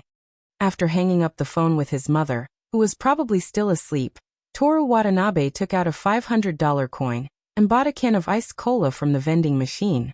After he pulled the tab with his right finger, his left hand was already wet from the water droplets. He sucked in small mouthfuls to replenish the sugar that he consumed quickly in the morning. In the classroom of Class 1, Yoshimi Tamamo was chatting with her friends about the latest summer fashion magazine, when she saw Toru Watanabe in the corridor from the corner of her eye. I'm going to buy a drink. So beautiful. Bring me a bottle of juice, mango flavored. Okay. She walked to the vending machine and opened her hand to Toru Watanabe. Give me money, I want a drink. Why should I buy you a drink? You're my boyfriend, right? Toru Watanabe looked around. There were students playing in the corridor, but no one was paying attention to them. Didn't I already give you $150,000? You know that I came from the countryside where the bus only travels once every 2 hours. I have to work extra hours to make ends meet. I don't have that much pocket money. Although it didn't cost much to buy a drink, he still remembered how she mocked him in private at the barbecue shop. What kind of boyfriend doesn't reply to his girlfriend's line for 2 days? This is compensation. Bye, can you keep your voice down? Toru Watanabe placed the Coke on the windowsill and took out his wallet to look for coins. Yoshimi Tamamo leaned over and glanced at it. She quickly reached out and took a 1,000-yen note. I also want to treat my best friend. This is just right. Yoshimi Tamamo hummed a tune as she stuffed $1,000 into the vending machine. Toru Watanabe reluctantly put away his wallet. If it wasn't for Miki Kujo's pressure, he wouldn't have even asked for his monthly check-in bonus and would have directly broken up with her. He picked up the Coke can and went straight back to the classroom. Wasting time arguing with women over meaningless trifles is not something a Tokyo handsome man should do. Studying hard is the right thing to do. Yoshimi Tamamo bent down to pick up 2 cans of drinks from the vending machine, and the change in her hand. Here, I'll return the extra. Toru Watanabe had already disappeared. She stuffed the change into the pocket of her pleated skirt. She had never been treated like this by a man before. Toru Watanabe was very poor, but he was willing to spend 150,000 yen to let her be his girlfriend for a month. The makeup exam tutor also wrote the exam questions for her. Before the exam, he tried to encourage her and let her get double A's. In her opinion, he must love her very much. This kind of person who comes and goes as he pleases, how dare he not reply to her messages? When she heard that he needed to work to survive, she thought that he was busy working and studying, so he didn't reply to her messages. She was ready to forgive him, and said that he would treat her next week. But now he just left without saying a word? Don't expect her to reply to him when they are dating. Let him waste 150,000 yen for nothing. For the whole day, other than paying attention in class, Toru Watanabe was thinking about how to use encyclopedic knowledge and the points in his hand most efficiently. Spending 100,000 points to add 1 intelligence point to become a shooting genius and master marksmanship within a month is definitely not feasible. First, he didn't know where to buy guns and bullets. Second, there was a small probability that there were people following him, and they wouldn't allow him to come in contact with these things. Third, the next time he saw Miki Kujo, he wasn't sure if he would be searched in advance. Finally, it was also a problem whether he could master marksmanship within a month. In addition, in the eastern Kyoto, it was difficult to find a suitable place to practice marksmanship. With a total of 184,000 points, it would be difficult to prepare for the next refresh of items and skills. Casually spending 100,000 points would be too unwise. Toru Watanabe had to admit that even he couldn't think of a good way to fight against the trillion-dollar consortium in a short time. But doing nothing is not a good idea. While thinking of a way, he must first strengthen his willpower. There was one thing he couldn't deny. The 15-year-old Toru Watanabe was destined to have a great life goal, and he was constantly working hard to achieve it. His appearance was also 1 in a million. Even under such circumstances, he was never arrogant and complacent. This was a saying he learned from Seiya Rin. Even if he hated people, he would learn from their strengths. Wasn't that one of his strengths as well? If he didn't take his birth into consideration, he might be the most outstanding 15-year-old boy in Japan. But even so, he had something he hated the most and was not good at: sports. If he used points, he only needed 7,000 points to reach the human limit. But what's the use of that? Miki Kujo only had 5 points of physical strength, but she had plenty of money. She had a lot of people and guns.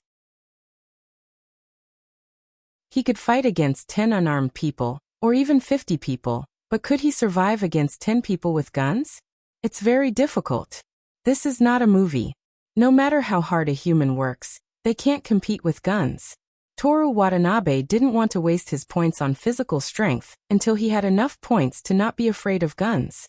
The reason why he chose sports was purely because he hated sports to the point that he didn't want to change even if he was laughed at. There was nothing better than doing something he hated and wasn't good at to train his willpower. After school, Toru Watanabe didn't go to the human observation department. Instead, he took a 5-minute tram to the Shinjuku branch of Ki Kanoya. Weight loss and weight training, strength training plan, fitness without machines, aerobic and anaerobic, exercise methods of Japan's top 10 sexiest male celebrities, fitness exercises with millions of YouTube fans, and a calendar. After paying the bill at the cashier, Toru Watanabe went to a family restaurant to eat. He ordered today's recommended dish, steak set meal. After eating, he started to read. As he read, he drew the key points. Thanks to encyclopedic knowledge, he memorized almost everything he wanted to remember. The next step was to make a perfect fitness schedule on the calendar. The goal is not to lose weight, become more beautiful, or seduce beautiful girls, but to persevere in the things that I hate and am not good at. Miki Kujo, you can't imagine how much I hate you. Toru Watanabe finished the Coke in one gulp, packed his bag and went home. On the way home, he bought a pair of dumbbells. That night, after hiding Miki Kujo's stockings, he listened to the English radio in his rented apartment while holding the dumbbells. The next day, which was Tuesday, was the middle of May. The weather was getting warmer and warmer. At this rate, it wouldn't be long before he could wear short sleeves outside. At the school gate, Toru Watanabe looked at the black car again. His face changed. He thought that Miki Kujo had changed her mind. A woman's mind was fickle, and it was hard to guess the mind of a powerful person. Miki Kujo, who was a combination of these two, made him even more afraid. Unlike last time when there was no one at the school gate at 7 o'clock, now it was close to 8 o'clock. Many students whispered to each other while looking at the car. The boys who knew about cars were even more amazed and proudly introduced the car to the people around them. The car door opened in front of everyone's eyes. A pair of slender legs appeared in front of everyone, followed by a yawning Miki Kujo. Just like her name, she was like a beautiful princess. She turned a blind eye to everyone's gaze, including Toru Watanabe's existence. She lazily walked into the school gate while her subordinates respectfully sent her off. The usually fierce PE teacher on duty at the gate also subconsciously bowed to her. "Hey Watanabe, good morning." Keisuke Saito patted Toru Watanabe's shoulder to wake him up. "Well, good morning. Saito, you know. Forget it, let's go. Finish your sentence for me. I hate people who only finish their sentences halfway. You can hate me, I don't mind. You bastard. Eat my hell's burial. Don't run." Toru Watanabe was the first to run into the classroom, but he was also very tired. As soon as he sat down, he pulled off his tie to let himself breathe. He was obsessed with the game and participated in the game's temporary event. He had a connection with Miki Kujo, a world that didn't belong to ordinary people. But he didn't want others to be forced to participate because of him. Toru Watanabe was also afraid of death. He wanted to call the police, escape, and hide in the crowd. He didn't want to rely on his own strength to fight against Miki Kujo, who was high above and would kill without batting an eyelid. Of course he was afraid, but he had a backbone. He never ran away from difficulties and responsibilities, and he would never drag others down with him. Tokyo handsome guy didn't do what he wanted to do, but what he should do.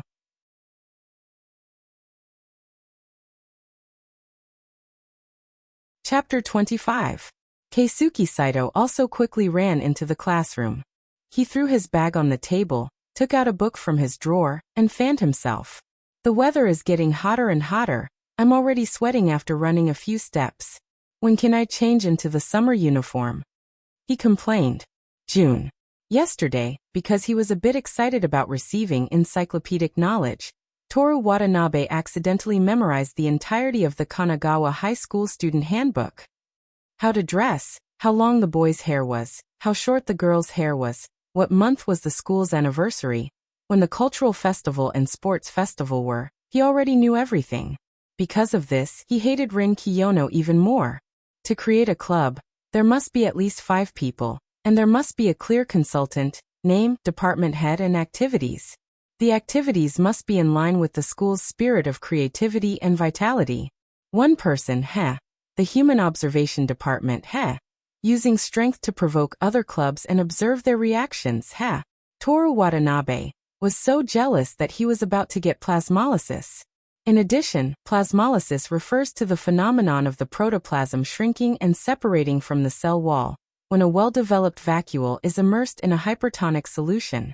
It is a characteristic of the plant's living cells. Random knowledge points, perfect pass. He secretly nodded. Watanabe's memory is not bad. As expected of the amazing Watanabe. "Of course I know it's June," Keisuke Saito said. "What I mean is, why can't you change it earlier? May is also very hot. A calm heart will naturally cool down." Toru Watanabe was very thin, so he quickly stopped feeling hot, so he tied his tie again to avoid being caught and deducted points by the disciplinary committee. After a while, Osamu Kanai, who had finished his morning exercise, walked into the classroom while drinking water. He grabbed the book in Keisuke Saito's hand and vigorously fanned his collar. "Don't you have your own book?" "Hot, don't want to move." The three of them chatted aimlessly as usual, until the morning class meeting began. After class, Toru Watanabe used to play with the other two. After all, he worked hard in class and worked hard at home. He didn't need to work hard during the short break. But from today onwards, he was going to study. So hardworking? Do you still want me to live? Guo Jingxiu exclaimed. Like I said last time, as the Tokyo handsome guy. Even if you can't get first place, you still have to improve. I've set a small goal for myself, which is to get second place in the midterm exam. Keisuke Saito nodded in agreement. Today is the 14th. The exam is in half a month. We have to start studying seriously. After that, he took out a math book from his school bag and pulled a chair to sit next to Toru Watanabe. Watanabe, is there anything I don't know how to ask you? Of course. According to the Book of Rights, teaching and learning are mutually beneficial. I'm happy to help others solve their problems. Maybe it's a shortcoming that I haven't discovered yet. The Book of Rights? Teaching and learning are mutually beneficial? Osamu Kunai looked like he didn't know what he was talking about. Keisuke Saito chopped Osamu Kunai's neck like a knife from hell. You don't even know this? Why don't you hurry up and learn Mandarin? Okay. Osamu Kunai went back to his seat to get his Mandarin exercise book. Saito Keisuke asked in a low voice, Watanabe, what do you mean by the Book of Rights and Teaching? The three of them formed a study group and studied with each other at the back of the classroom. This wasn't a rare thing in Kanagawa High School. A few girls were reading books even during lunch. If you went to the third year's floor, almost all of them were like this. However, even in such a high school, Toru Watanabe was still able to get third place. This showed that Rin Kiyono, who had been reading all kinds of books, was very powerful. Toru Watanabe wanted to study, but every time he did a question, he would unconsciously think about how to deal with Miki Kujo. If he studied hard and took the exam, but didn't live to see the day the results were announced, Toru Watanabe might be so angry that he would become the school's earthbound spirit. Because the results list would only be announced once, if he couldn't fulfill his wish, he would have to wait in front of the announcement board forever, waiting for the non-existent high school, which to help him become a Buddha. But it was too difficult. He could only rely on his own strength. How could he think of a solution so easily? Although he was smart, handsome, hardworking and had a gaming system, he had no choice but to surrender when faced with a super life winner like Miki Kujo. Headache. During the third class. I'm going to the bathroom. He wanted to relax and let his brain think differently. Keisuke Saito and Osamu Kunai were already in study mode, so they didn't follow him. When he passed by the third class, he saw Miki Kujo surrounded by people like a queen. After washing his face in the sink, Toru Watanabe looked at himself in the mirror and sighed. Don't you know the common sense of saving water? Sorry. Toru Watanabe turned off the faucet that was still running water. When he turned around, he saw Rin Kiyono. It's you, he muttered. Rin Kiyono walked to the sink and began to wash his hands. Kanagawa High School's toilet. The sink was in the middle of the male and female toilets, similar to the structure of a shopping mall. He hesitated. Can I ask you a question? After Rin Kiyono washed her hands, she looked in the mirror and fixed her uniform. I don't think you need to know the answer to why someone as beautiful as me needs to go to the bathroom. Tell me, how can a poor high school student like me, who is handsome, smart, strong-willed, and destined to be great in the future, who has nothing now, quietly kill the young lady of a family with billions of assets without being retaliated against? Since you're a poor, useless high school student, you can only rely on your dreams. No, you have nothing, and you're handsome, smart, strong-willed, destined to be great in the future. Yes, you're useless. Rin Kiyono pulled on her bow. I have a habit of writing human observation reports, and this conversation will also be recorded. If I die, you'll be the first suspect of the police. Toru Watanabe felt that he must have overused his brain recently and lacked sugar. So he asked Rin Kiyono for advice. Isn't this woman too narcissistic? Can't she be a bit more humble like him? Kiyono classmate, he said, I've started to study in between classes, and I've also been working hard after school. As for you, you must be reading classics between classes, and you'll also be in the activity room after school. This midterm exam. Watanabe classmate. Ha. Let me tell you why I'm so outstanding. Before you succeed in something, you have to remain calm and collected, but your heart is surging. Toru Watanabe thought for a moment, and had to agree. I'm not as good as you in this aspect, but since you told me, then in this aspect I'll also. Before he finished speaking, Rin Kiyono's small and delicate face smiled. Watanabe classmate isn't completely useless, at least you admit that you're not as good as me, which is worthy of recognition. You're not cute at all. Rin Kiyono didn't mind at all, smiled, and turned to leave the bathroom. Toru Watanabe was too familiar with that smile. When other people said he wasn't handsome, he also smiled like this. So this kind of smile is so annoying? He turned on the tap again, and splashed water on his face. He was furious.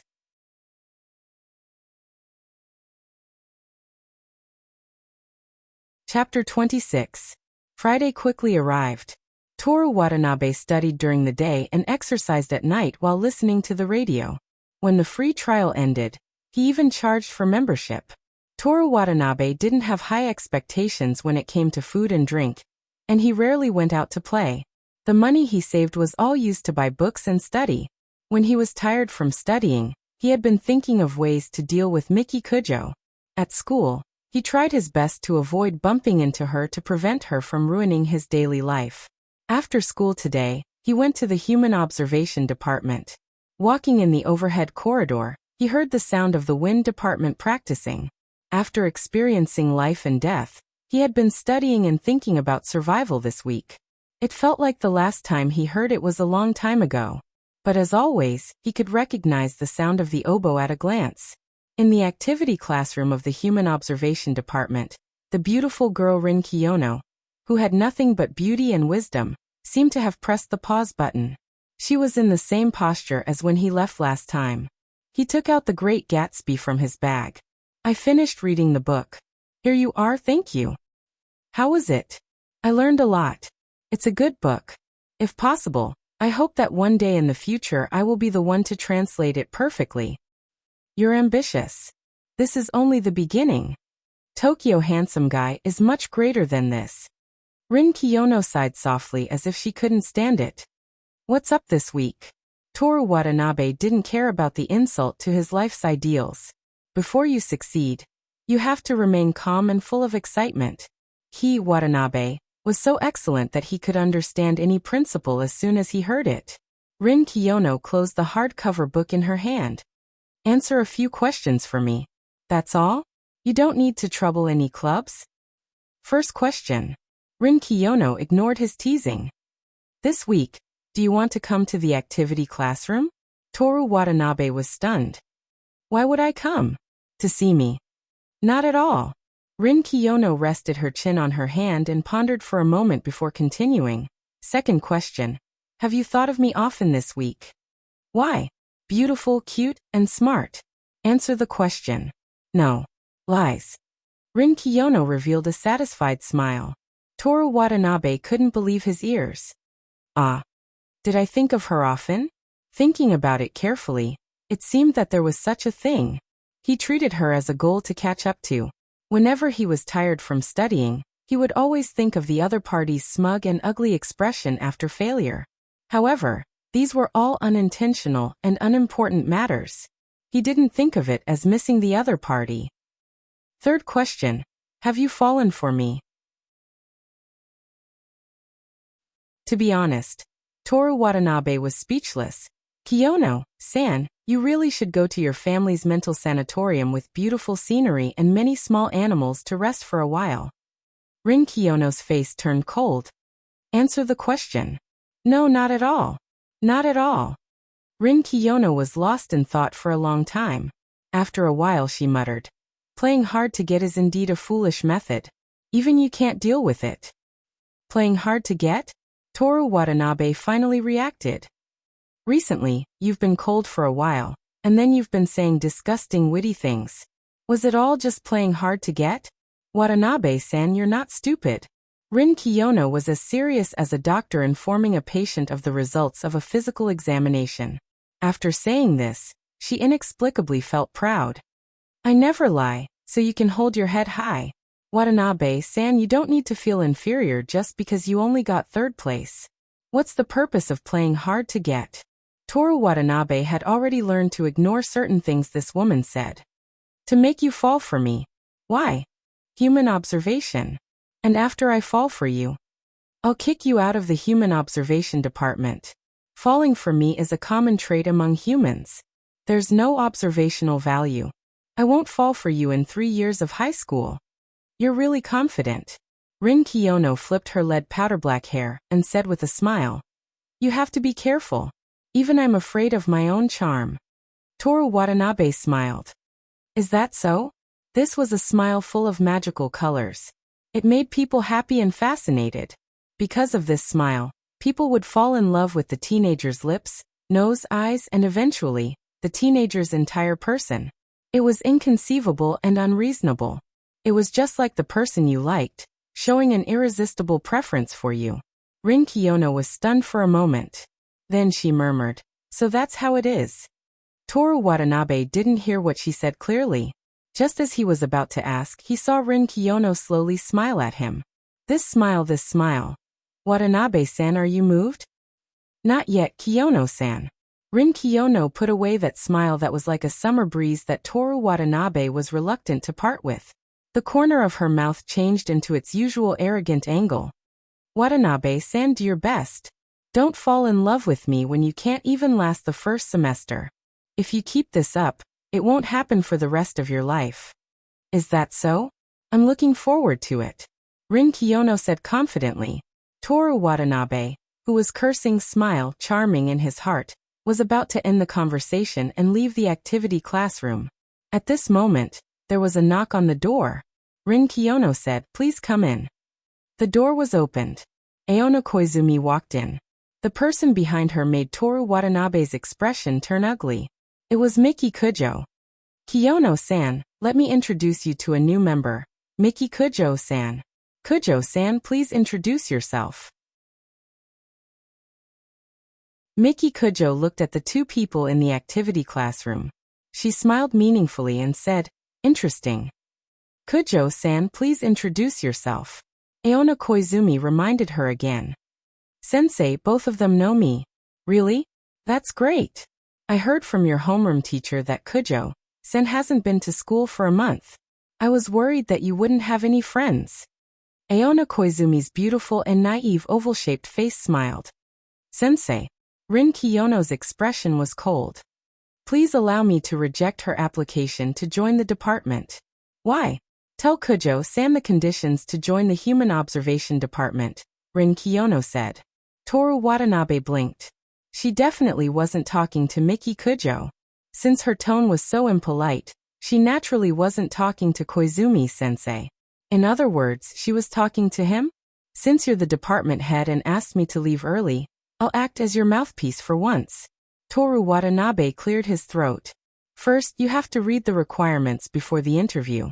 Second, you can't like the department head. Third, you can't lie. Fourth, you have to be smart enough. What are you talking about? Ha.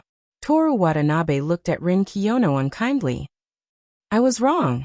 You really are hopelessly stupid. Rin Kiyono had a headache and held her forehead.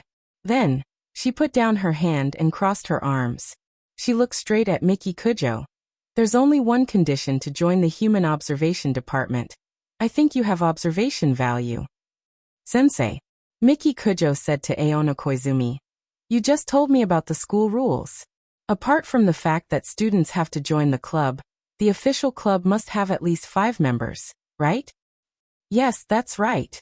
Then this Human Observation Department, can we abolish it? Miki Kujo glanced at Rin Kiyono. That's Miki Kujo. Rin Kiyono. The two beautiful girls with inviolable temperaments looked at each other. In this situation, even Watanabe couldn't help but surrender. He looked at the troubled Aona Koizumi and said, Koizumi-sensei, you can go back to work. The situation here, the situation, I'll pass it on to you later. Aona Koizumi hesitated for a moment. She felt that her small role as a consultant teacher was useless. She nodded and gave Toru Watanabe, I'll leave everything to you look before leaving the activity classroom. After Toru Watanabe watched Aona Koizumi leave, he noticed that the two of them were still looking at each other. He deliberated over his words and chose the right words to speak. Kiyono, San Kujo, San joined the Human Observation Department because of the school rules. She probably wanted to leave early as well. Letting her join is just another ghost member like me. No. Rin Kiyono replied without thinking. The bottom line must not be broken. Miki Kujo placed her hands behind her slender waist. She was both playful and domineering. Either you let me join the society today, or you abolish the society according to the school rules. Toru Watanabe said to Rin Kiyono. I feel that Kujo-san is also worth observing. Rin Kiyono glared at him. Whether or not she's worth observing is up to me. If you have nothing else to do, you can go back. Toru Watanabe readily agreed, and prepared to slip away. Close the window. The music section outside is too noisy. Miki Kujo ordered as she casually looked at the clutter in the activity classroom. Toru Watanabe took a deep breath and prepared to close the window. You can try. Rin Kiyono crossed her arms and shot him a cold gaze. The two of you, he said as if he had given up. Can you let me go? I'm just a poor high school student from the countryside where the bus only takes 2 hours. I just want to study hard. Rin Kiyono glanced at him and frowned slightly. You can go back first. Miki Kujo turned around and looked at the two of them with a devilish smile. No.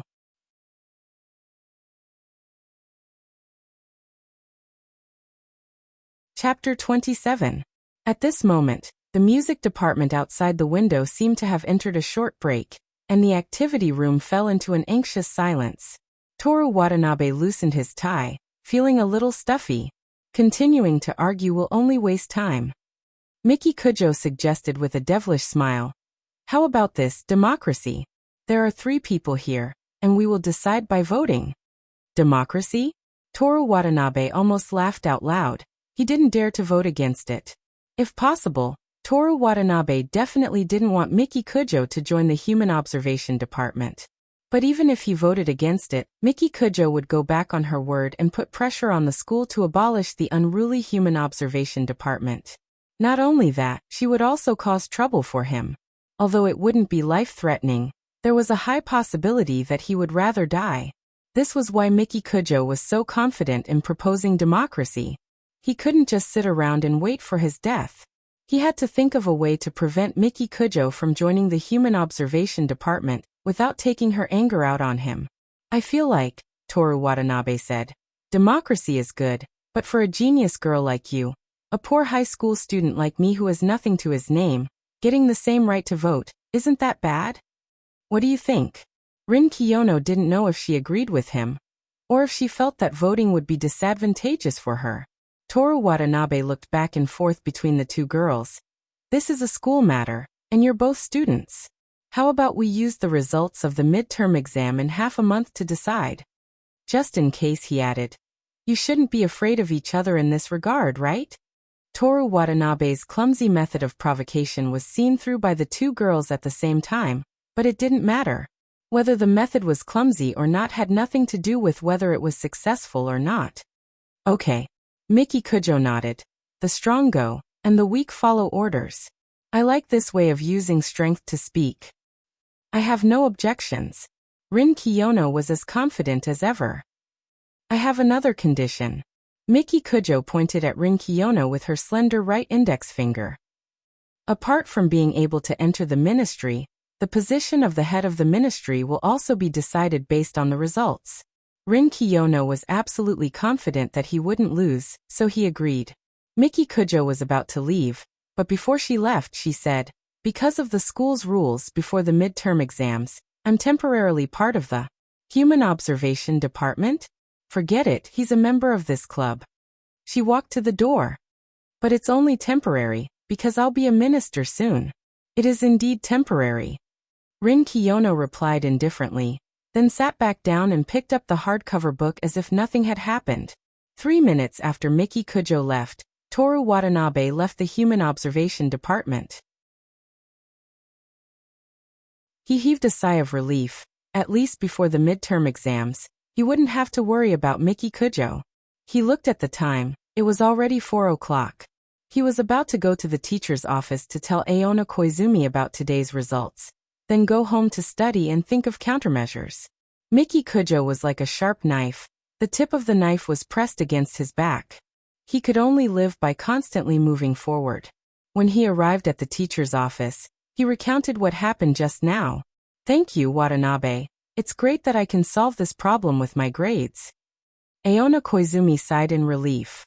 Huangzi, who was eating snacks, asked jokingly, "Watanabe, between the two girls, which one do you like more?" "Ah. You see, Koizumi-san and Kujo-san are both very beautiful, right? They're smart, and their families are rich. No boy wouldn't like them, right?" "Yes, I'm one of them. Only an immature ape-man would fall in love with them without any regard for his life."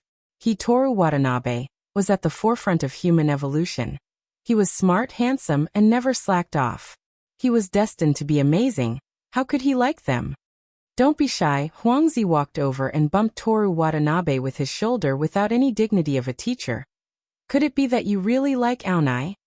"Yes, I like Koizumi-sensei the most." "You too." Aona Koizumi looked at them with dissatisfaction.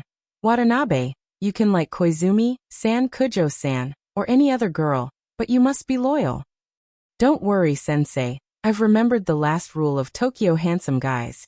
Be prepared to be stabbed at any time." "You." Aona Koizumi knocked his head with her English textbook. Huangzi gave him a thumbs up. "I support you, young man." Aona Koizumi and the others actually thought that he was acting out a youthful love story. They didn't know that this was a war about survival. Walking out of the classroom office, Toru Watanabe left the school building and prepared to go to the station. In the corridor between the buildings in the distance, some people were practicing music. In the playground, the track and field department occupied the track. The football department was fiercely competing for the football on the football field. The sound of baseball hitting metal resounded in the blue May sky. Toru Watanabe passed by these people. The rose-colored high school was destined to have no fate with him. When he first came to Tokyo in April, in order to reduce the burden of his family, he worked while studying. When the game system came, life began to slowly improve, and the rose-colored high school didn't seem to be parallel to him. Miki Kujo appeared like a demon and put him in a sealed glass jar. From then on, he and the world of normal people were forever separated by an invisible barrier. The noise in the playground gradually weakened, and when Toru Watanabe walked past the screen-like oak tree, the noise became even softer. A black car stopped in front of the school gate. The back door was slowly opening, and a pair of beautiful legs that he couldn't see the owner's face was faintly discernible. "Damn it!" Toru Watanabe tightened his grip on his bag and got into the back seat. The door was immediately closed, and then the car smoothly drove out of the school gate and quickly merged into the main road. It was also at this moment that the statue-like Jinglu suddenly punched Toru Watanabe in the stomach. "Ah!" Toru Watanabe's eyes were dizzy, and his muscles that had only been training for a week spasmed uncontrollably, and he crawled on the seat of the car. When his brain couldn't think and he was in so much pain that he wanted to kill someone, Miki Kujo's voice came. "You actually opposed me and made me wait for so long. It seems that the warning I gave you wasn't enough." Jinglu gently moved her hand, and Toru Watanabe was flipped over like a pancake. She raised her hand and aimed at his stomach, ready to hit him again. "Wait, wait." Toru Watanabe tried to keep his brain awake in the pain. Miki Kujo looked down at him and didn't say anything, so Jinglu's fist landed on his stomach. He curled up again like a shrimp thrown into a pan of oil. Toru Watanabe felt that if this continued, he wouldn't be able to control his tears, and would flow out by himself. "You took so long to come out because you went to the teacher's office, you know? Also, I'm not opposing you." He relied on the intense pain and almost shouted, "Is that so?" Miki Kujo responded indifferently, but didn't let Jinglu attack again. "Of course." Toru Watanabe breathed a sigh of relief, and continued to breathe slowly. "Kujo, you're my girlfriend, I'll definitely help you."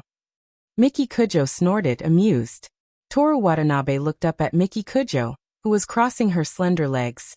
"Rin Kiyono can be your enemy, Kujo. Although she's not as smart as you, she's definitely not stupid.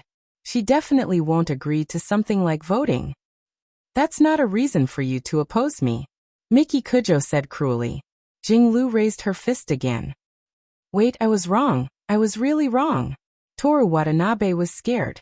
Even the willpower that he trained from doing the thing he hated the most was useless at this time. If this continued, he would vomit acid. He almost subconsciously reached out and grabbed Miki Kujo's bare feet for help. Jinglu's eyebrows twitched. Miki Kujo froze for a moment, and then laughed happily. Do you like my legs that much? Look at your pitiful face. Take off your shoes for me, she ordered with a smile. The humiliation of kneeling down is not too late for a gentleman to take revenge. My parents are still waiting for me to retire. Toru Watanabe, who was desperately trying to comfort himself, carefully helped her take off her clean shoes that were as clean as new. Stockings. Toru Watanabe comforted himself with the words. It's okay, I'm taking advantage of you. Without shoes and stockings, her well-proportioned and smooth legs were exposed to Toru Watanabe, who was still unable to stand up. Miki Kujo used Toru Watanabe as a footpad and stepped on his stomach. She lazily leaned against the center armrest and closed her eyes to rest. Toru Watanabe glanced at the bare feet on his lower abdomen. He was very worried that she would be in a bad mood and stepped on it hard. Although Miki Kujo looked very light, Toru Watanabe was not a fierce man. He slightly sucked in his stomach, which was hard because there was no extra fat. Miki Kujo half opened her eyes. Toru Watanabe quickly relaxed his stomach and let it soften again. Miki Kujo also closed her eyes again.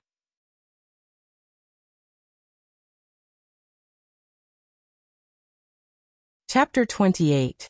The car was quiet for a while. Toru Watanabe felt the pain lessen a lot, and he seemed to be safe for the time being. He said softly, I propose to decide based on grades because Rin Kiyono barely got first place because she stayed at school all day studying. Kujo, you didn't come to school for a month, but you easily got second place. Now that you're here, you're undoubtedly first. Miki Kujo didn't say anything, as if she was asleep. Toru Watanabe didn't know what to say. He wanted to stand up, but the woman who could kill him was on his stomach, so he could only passively admire the girl's legs and skirt. If, and I'm saying if, I'm lying down voluntarily, this feeling isn't bad. When this thought came to his mind, Toru Watanabe and Shizuru looked at each other. Shizuru's cold eyes made him come back to his senses. He really couldn't do anything about his body. Toru Watanabe wasn't a lecherous person. When he was kissed by Miki Kujo in the alley of Imperial Tea, he even felt disgusted. But everyone should know about the body of a 15-year-old boy, right? It always secretes substances that affect the brain. Toru Watanabe simply closed his eyes to distract himself. At the same time, he was on guard against Miki Kujo suddenly stepping on his stomach. He didn't know how long this lasted, but he actually fell asleep. He had just been beaten up, and he had been training and studying every day. He had been thinking about how to deal with Miki Kujo all the time. His brain and body were already tired. Plus, the comfortable temperature in the car, and lying motionless on the soft mattress for a long time made him relax. In a trance, he even had a dream. He suddenly returned to his hometown in Iwate Prefecture. He didn't know why, but there was a jasmine flower growing in front of his house. He used the jasmine flower to make tea, and it tasted so good that he asked his parents to send it to Tokyo. In the end, when he arrived in Tokyo, he was blackmailed by Miki Kujo. He felt inexplicably sad. After such an absurd and unrealistic dream, he woke up. When he regained consciousness, he immediately felt that his eyes were covered by something.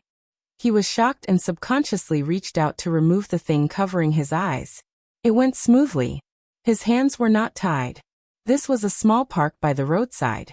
He was lying on a bench. It was not too late yet. It should be about an hour before dinner time. A housewife came back from grocery shopping with her child to feed the pigeons. Nearby, there were a few elementary school girls who were carrying school bags that were almost half the size of their bodies, and had water bottles that were thicker than their legs hanging around their necks. They were whispering to him. Toru Watanabe looked down at his hand. What was covering his face was actually a pair of stockings. Ha ha ha ha. Seeing his stunned expression, the primary school students finally burst into laughter.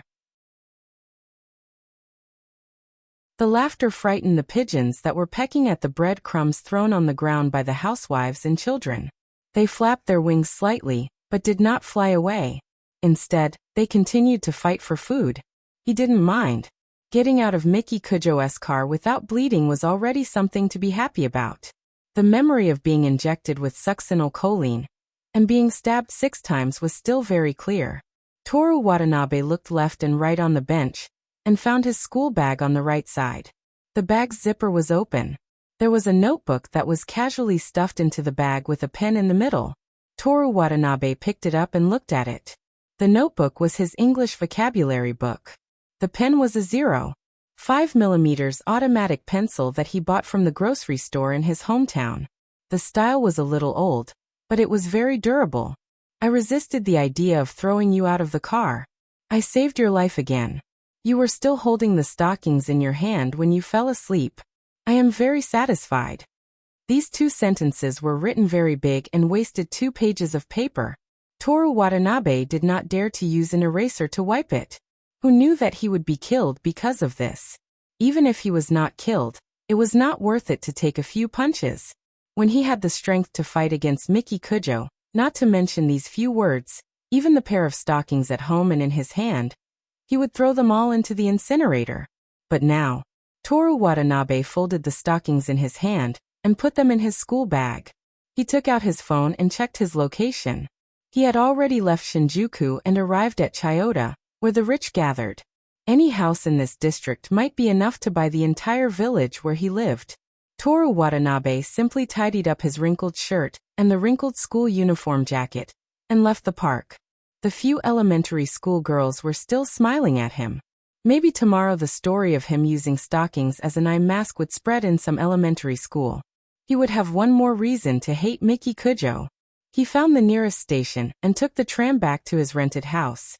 After hiding the stockings, Toru Watanabe punished himself by training until midnight because he only took 2 punches and begged for mercy.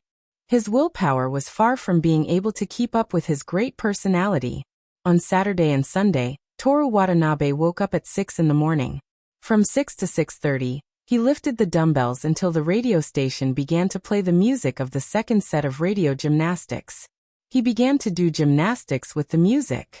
During the 15 years he spent in the village, starting from elementary school, every summer, the school would ask the students to bring the radio gymnastics exercise record card to be stamped. On the last day, when all the stamps were stamped, they could receive prizes such as snacks or stationery. Toru Watanabe never went once because he didn't like to exercise. If he had to get up early, he would rather lie on the tatami in a daze than leave the bed. But now he set a strict schedule for himself.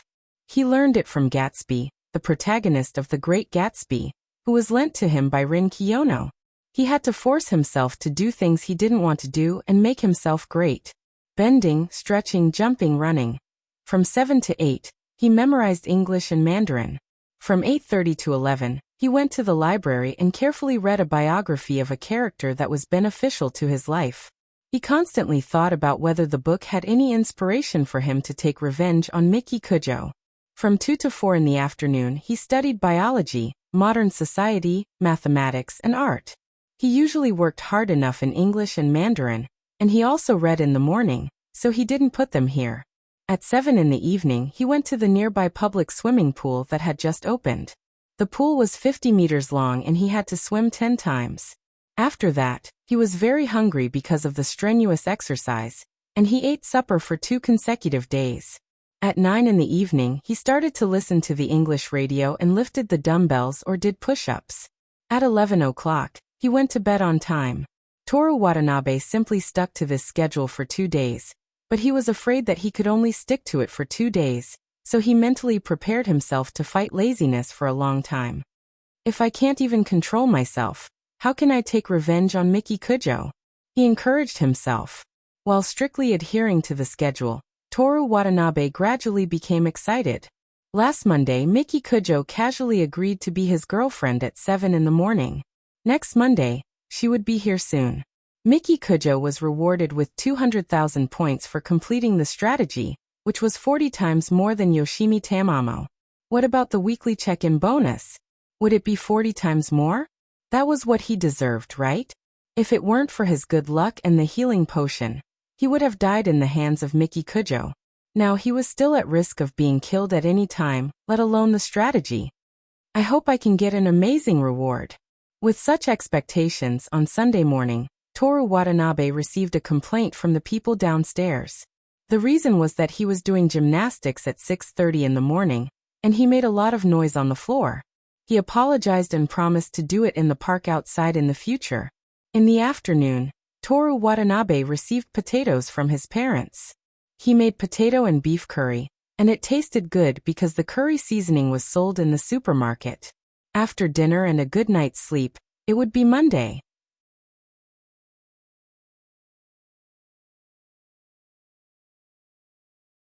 Chapter 29. On Monday, a pleasant morning in May, on the tram to Shiya Station, the system notification came. Days signed in: Yoshimi Tamamo 24 days, Miki Kujo 7 days. Player received signing gift pack. Money 1 million. 50% intelligence coupon. Player's intelligence must be below 10, and only 1 point can be exchanged. 50% charm coupon. Player's charm must be below 10, and only 1 point can be exchanged. It seemed that the weekly signing rewards were only money and 50% discount coupons. Sooner or later, when Toru Watanabe lost his desire for money and his intelligence, charm, and stamina exceeded 10 points, the weekly signing rewards would lose their meaning. He didn't expect the 1-year or 10-year signing rewards, but he hoped that the monthly signing rewards wouldn't be the same. Toru Watanabe leaned against the tram door, thinking about how to use the 250% discount coupons. Charm didn't work on Miki Kujo at all, but it was very effective on ordinary people, so he didn't dare to smile recently. Intelligence wasn't as convenient as he imagined. According to the supplementary rules, increasing intelligence wouldn't make him smart and unpredictable. It would only enhance his talent in a certain industry. The industry talent obtained by spending 100,000 points to increase intelligence needed to be learned from scratch. Compared to spending 100,000 points to exchange for master-level skills, there was a possibility of surpassing master-level skills. The key was that the industry skills for dating games were too realistic. For example, if he wanted to create artificial intelligence, this huge project required the cooperation of the top talents in the relevant industries. It wasn't something that he could start directly just because he had computing talent. If he was alone, mathematics, engineering, logic, and so on, these indispensable fields also needed intelligence to improve his talent.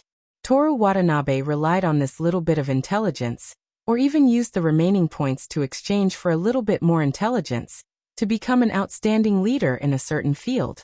If he specialized in research for decades, it wouldn't be a problem for him to win a Nobel Prize. He could even go further, surpass the limits of human beings, and promote the development of civilization. But if he wanted to rely on this to deal with the Kujo family, it would be more realistic to work for them. With this little bit of martial arts talent, in the end he could train to surpass the limits of human beings. At most he could only kill Miki Kujo and then escape. If he did that, what would happen to his parents back home? They had painstakingly raised him. What he should do was to protect them from harm, even if he were to die. He should not only care about himself.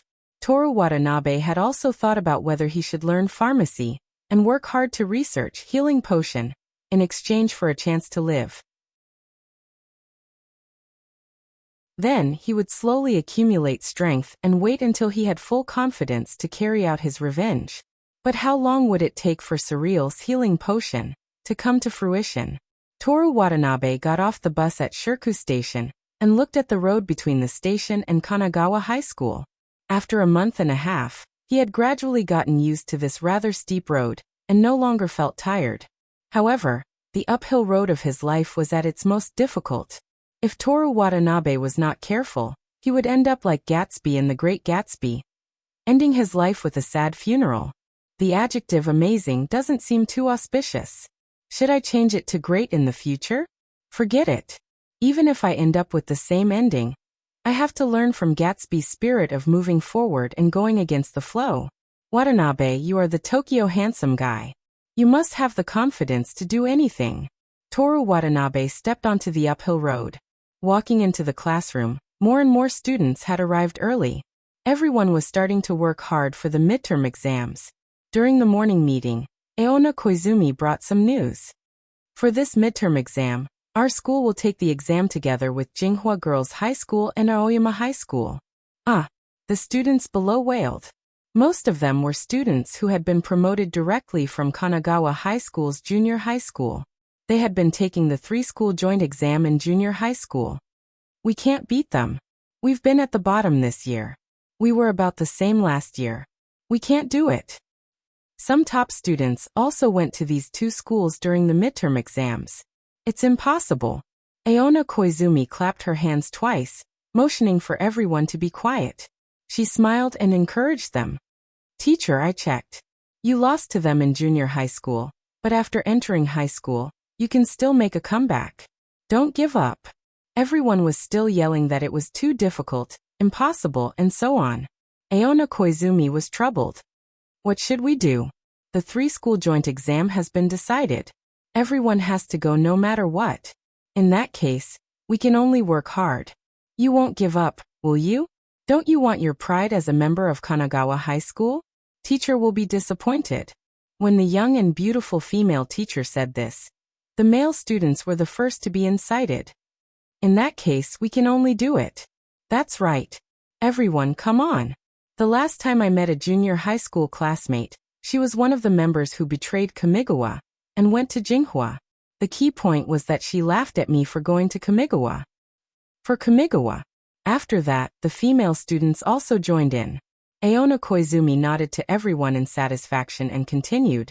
The exam covers all the high school knowledge, so it may be a little difficult. Before she finished speaking, there was another wave of wailing below. No way, isn't class not over yet? I just finished studying at the private school, but I haven't started revising yet. There's still a lot of knowledge that I don't understand. Don't talk about not learning. I haven't even mastered what I've learned. Everyone. Aona Koizumi clapped her hands. There are many difficulties, but teacher believes in each and every one of you. Last news, because of the latest request from the Ministry of Education, club activities will not be suspended, but the school encourages everyone to also study in club activities. The screams below became even more fierce. Not only Class 4, but there were also many screams in Class 3 next door. Class 2 and Class 1, who couldn't hear, were probably in similar situations. Except for illness or special circumstances, everyone must stay in school until 6 o'clock during the exam. Otherwise, the school will be reported for condoning students to attend cram classes. Aona Koizumi glanced at Toru Watanabe. Sports clubs can apply for temporary classrooms for activities. All teachers will stay in school. If students don't understand anything, you can come to the teacher's office at any time. Is this a hint for students to change clubs into study groups? During the break between the morning class meeting and the first class, all the students in the school were talking about this matter.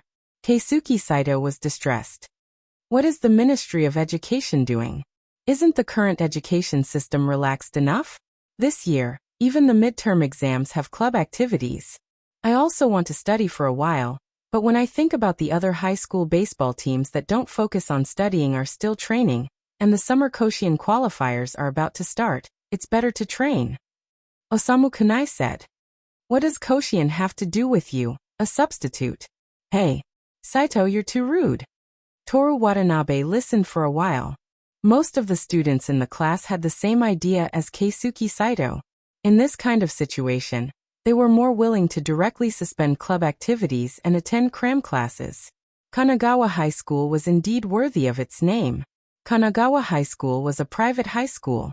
It had a junior high school and a senior high school. As a high school with a 100% enrollment rate, and one of the top schools in the world, the senior high school only accepted students from junior high school. The learning progress was also far beyond the average school. The junior high school students learned all the high school knowledge, but the first year of Kanagawa High School almost learned all the high school knowledge.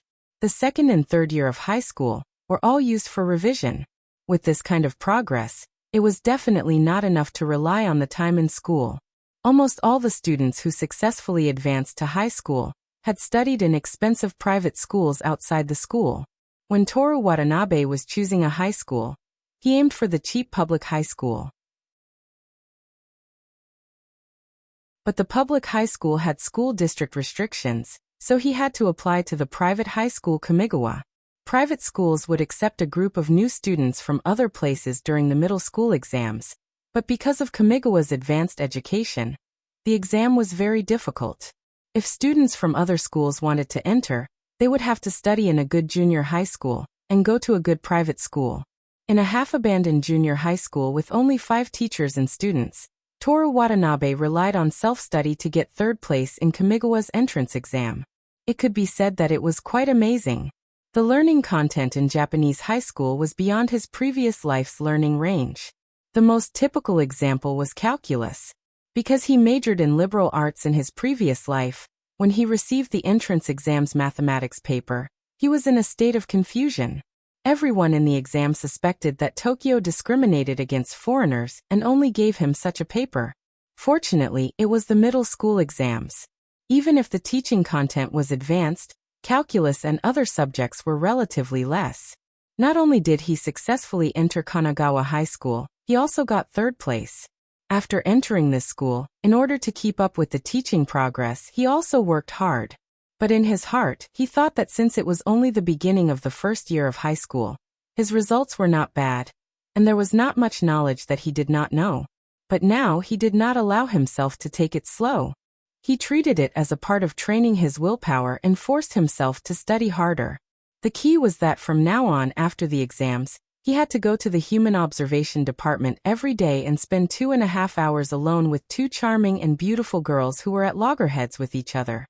As expected, it was better to confess to Miki Kujo and give her a few healing pills. He asked her not to hurt his parents and let her do whatever she wanted to him.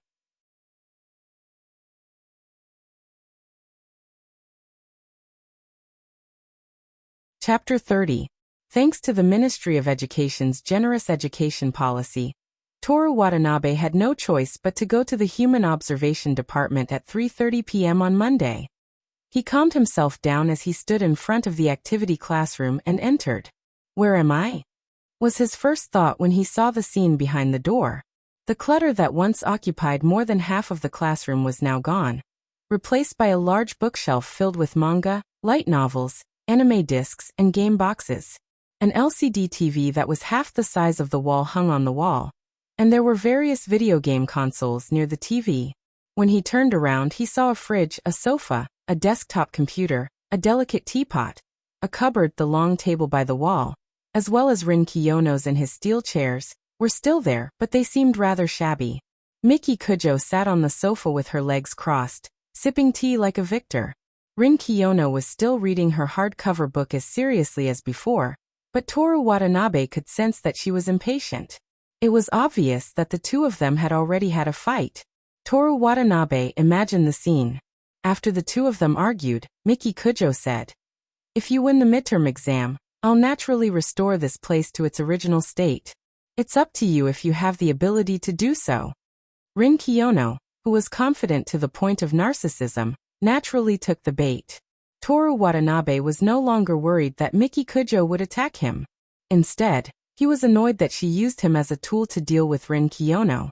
He didn't like Rin Kiyono, and even hated her sharp tongue. However, he respected her for never lying. She even lent him her books. She was a good woman. Toru Watanabe walked over to his seat and subconsciously asked, "Why didn't you replace the steel chair as well?"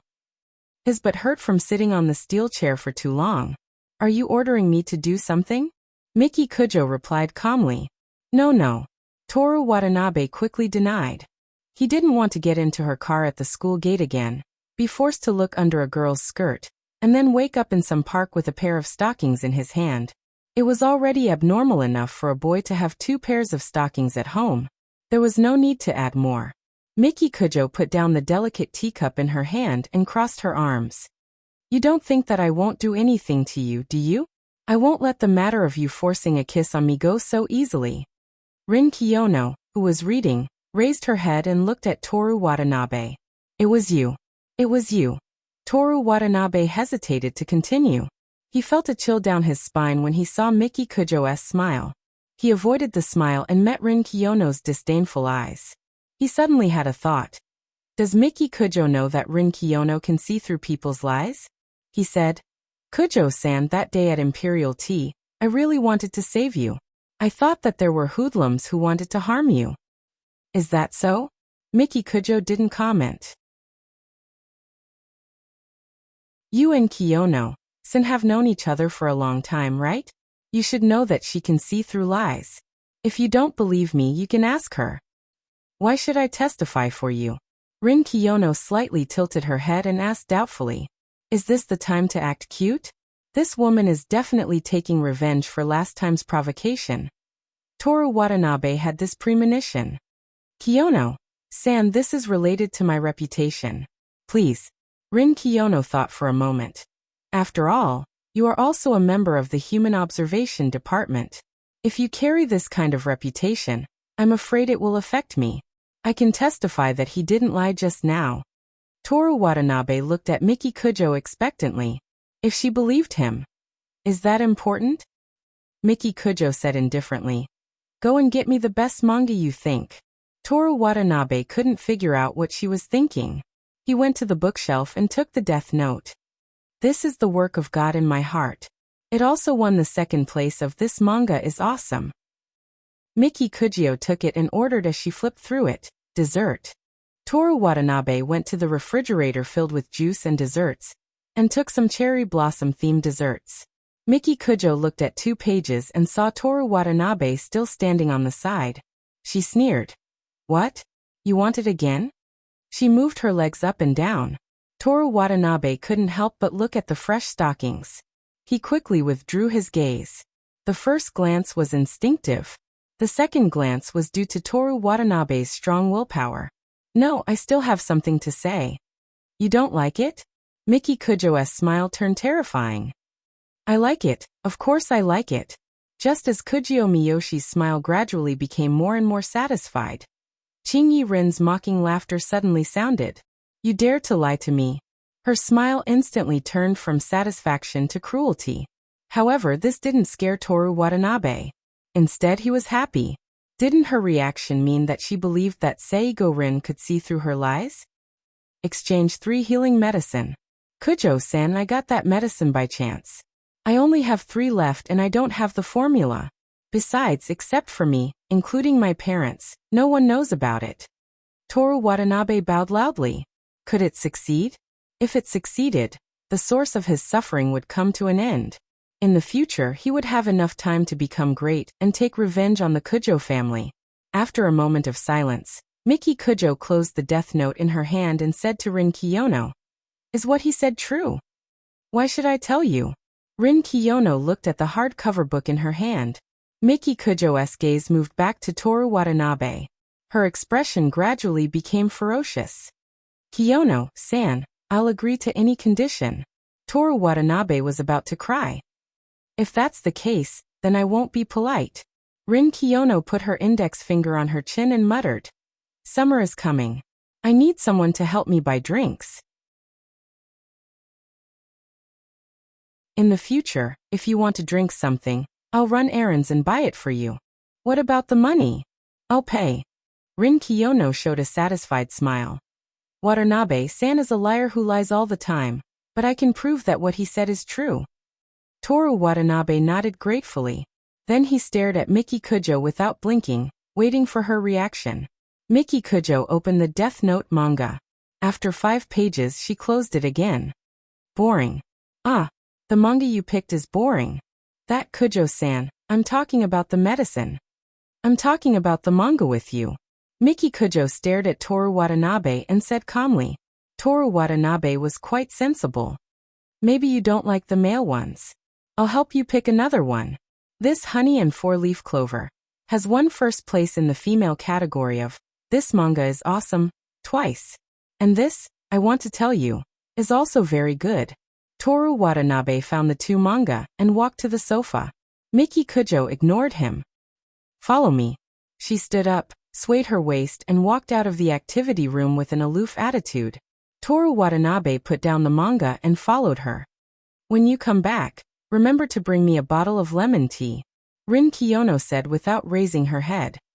If I can come back alive. Ah, so serious? I told you not to lie. If this matter ends peacefully, I will never lie again. This sentence is a lie. But for the sake of my lemon tea, please do your best. Toru Watanabe followed Miki Kujo to the empty sports equipment room. Shizuru, dressed in a black suit, appeared beside her without her knowing. You dare to trick me? As soon as Miki Kujo finished speaking, Shizuru punched Toru Watanabe in the stomach.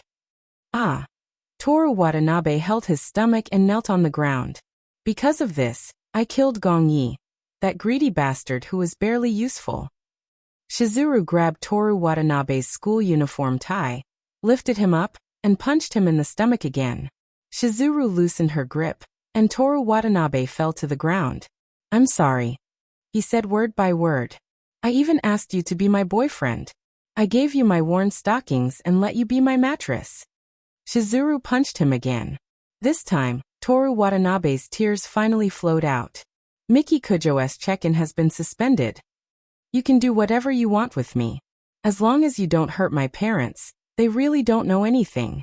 He could use 100,000 points to immediately exchange for a master-level kickboxing, to save himself from pain and regain his face. But in order to not affect his parents in his hometown, what was a hot-blooded teenager's face? So what if he suffered a little? Only do what you should do. He desperately repeated this sentence in his heart to relieve the pain in his body. Where's the medicine? Miki Kujo asked. Here. Toru Watanabe reluctantly took out 3 pills from his pocket, but Shizuru directly snatched them away. Miki Kujo glanced at them, and then looked at Toru Watanabe. I can do whatever I want with you, right? As long as you don't hurt my parents. I didn't expect you to have such a backbone. Miki Kujo's lips curled up, but her eyes were like a poisonous snake. I thought of a good idea. How about I throw you into the Gulf of Tokyo? Actually, I've been swimming recently. It's a 50-meter pool, and I swim 10 times a day. I suggest a different method. For example, you can throw me into the mountains, and I can't take anything with me. Do you want to die? Miki Kujo interrupted him with a cold voice. I'm sorry. If possible, I want to continue living. I don't want to go to the Gulf of Tokyo. Toru Watanabe simply begged for mercy. Miki Kujo sneered. Continue living? You touched my body and lied to me. What right do you have to continue living? I'm very smart. I can work for the Kujo family. Smart. Miki Kujo was surprised, and then laughed. This midterm exam, I promised to take first place. I also promised to enter Tokyo University's 3 science departments. If the Kujo family wants me to enter politics, I'll enter politics. If they want me to enter business, I'll enter business. Tokyo University's 3 science departments were known as only aliens who could enter. Even the other students of Tokyo University had to look up to them. But this was too ridiculous for Miki Kujo. What were the students of Tokyo University? There were many girls from Ginza Club who were born in Tokyo University. She was more concerned about the first point. You said that you can take first place in the midterm exam? You mean that you're smarter than me? Miki Kujo slightly narrowed her starry eyes. Good grades don't mean that I'm smarter. Kujo-san, you may not know, but my grades have always been 3rd in the school. This is because I relied on self-study in junior high school. After 2 months of school, I believe that I have a chance to take first place this time. Self-study? Even if you're good at exams and take first place this time, so what? Miki Kujo said indifferently. There's a national first place every year. Not everyone is qualified to work for me, let alone Kanagawa High School's first place. Is there no other reason? Then go to the Gulf of Tokyo. A few black-clothed men walked over silently. Actually, I can also be a bodyguard. Toru Watanabe, who was lying on the ground like a shrimp, said. Miki Kujo suspected that she didn't hear clearly. What did you say?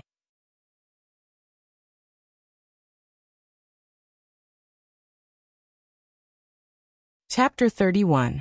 It was 4 o'clock in the afternoon on a Monday in May. Usually, there would be people going in and out of the sports equipment room at this time. It could be the football club, the track and field club, or the basketball club. It could be anyone from any sports club. Men and women would carry a basket with a basketball. A female manager and a male member would count the number of footballs, and the track and field club members would play with signal guns. None of the above scenes were present today. This was the stage where Toru Watanabe was getting beaten up. Actually, I'm good at fighting, the handsome boy lying on the ground said. How good? The noble girl looking down at him smiled disapprovingly. The boy looked at the female robot, in a suit beside the girl. I can beat her. This sentence seemed so funny that the sports equipment room fell into silence. Sunlight shone in through the narrow window. Dust floated in the light. Miki Kujo covered her mouth with the back of her right hand and laughed. She sighed deeply and controlled her laughter. Then I'll let you fight her once. If you lose, you'll be beaten to death. If you win, I'll suffer for a few days and not kill you. It's a deal. You're very confident. Miki Kujo took a few steps back. One of her men brought a stool over. She sat down on the stool and crossed her slender legs. Jinglu, don't go easy on him. Yes. Jinglu put the medicine in a box and stuffed it into the chest pocket of her suit. She looked at Toru Watanabe lying on the ground. Toru Watanabe stood up with one hand on his knee, and the other on his still aching stomach. Miss Kujo, I don't go easy on him either, he said.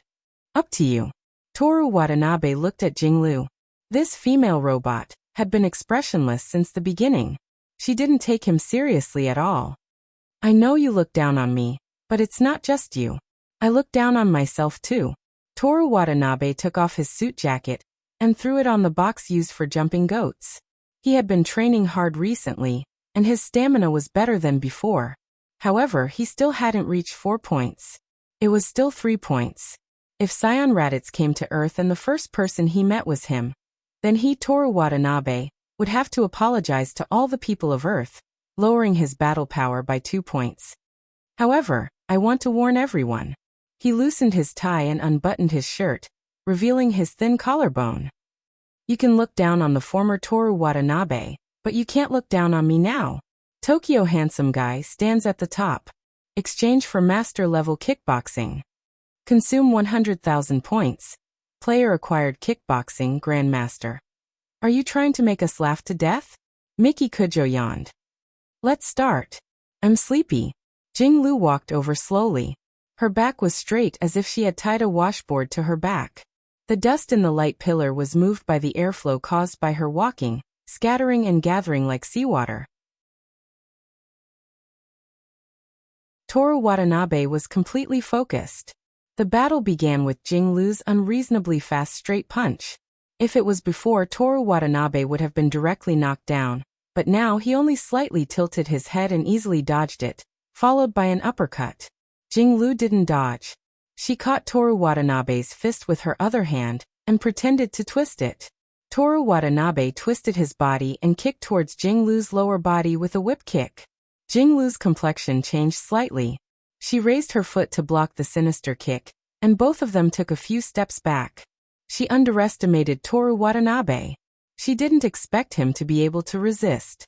If she was in the right mindset, Toru Watanabe's whip kick wouldn't have been able to force her back. No, she wouldn't have used a simple straight punch from the beginning. What's going on? Jinglu frowned. What do you mean what's going on? Toru Watanabe felt his foot hurt badly. His opponent's physical strength was far above his. He estimated that he would be knocked down in 2 or 3 moves. He had to think of a way. You can't avoid my fist, and it's impossible for you to have such skills. Since we met, you have punched me 4 times. Tokyo Handsome won't be defeated by the same move 5 times. Toru Watanabe saw the lime powder in the corner, which was used for the playground and the track. It's impossible for people to have such talent. The first time I saw you, you were a complete waste. What's going on? Compared to killing Toru Watanabe, Jinglu cared more about this matter. You're really rude. Toru Watanabe rushed over, grabbed a large handful of lime powder, and threw it at Jinglu. Jinglu's complexion changed. She quickly blocked her eyes with her arms, and at the same time, her body moved quickly, leaving the place without any hesitation. She made the right choice. Because then basketball, football, shot put, table tennis, iron bucket, and so on formed a rainbow-like arc between the two. Although Jing-Lu felt troublesome, she didn't suffer any harm. On the contrary, Miki Kujo frowned and was dissatisfied with the turbid air. "I'll kill you directly with lime." Toru Watanabe didn't open his mouth to shout injustice. The situation was beyond his control. He could only regard it as their despicable means to limit his strength. He threw aside the lime he had just grabbed and hid behind a pile of equipment. He put on a posture that he wouldn't attack unless Jing-Lu rushed over. Jing-Lu slowly walked over. Toru Watanabe was just a waste in her eyes, like a suckling pig in a pigsty that couldn't go anywhere. She just needed to walk over slowly and kick him. 5 seconds later, the two stood face to face. Although Miki Kujo said that there was no need to be merciful, Jing-Lu was thinking about whether to kick Toru Watanabe to death. At this time, Toru Watanabe on the opposite side suddenly smiled. It was a smile full of magical colors, making people happy and fascinated. Because of this smile, people will like the boy's lips, nose, eyes, and eventually like the boy's entire person. It was inconceivable and unreasonable, just like the person you like showing an irresistible preference for you. Smiley, beautiful, gentle, no woman can resist this smile. If there is, add a little more charm. If there is, please treat it as if you didn't say this sentence. Fortunately, Jing-Lu was not in this category. The smile with 2 points of charm made her stunned. At this time, Toru Watanabe swung his fist and punched Raditz' temple. At this time, Raditz' battle power detector soared from 3 to 6. Raditz should be shocked, right? Making Seance shocked, Toru Watanabe felt that he was really amazing. Unfortunately, Jing-Lu didn't have a battle power detector, so she wasn't surprised at all. As a professional assassin and bodyguard, she recovered at the last moment. Although it was too late to dodge the punch with an astonishing 6 battle power, she fortunately avoided the temple.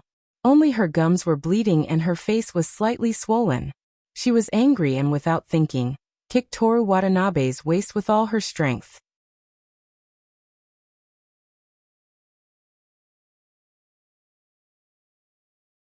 Chapter 32.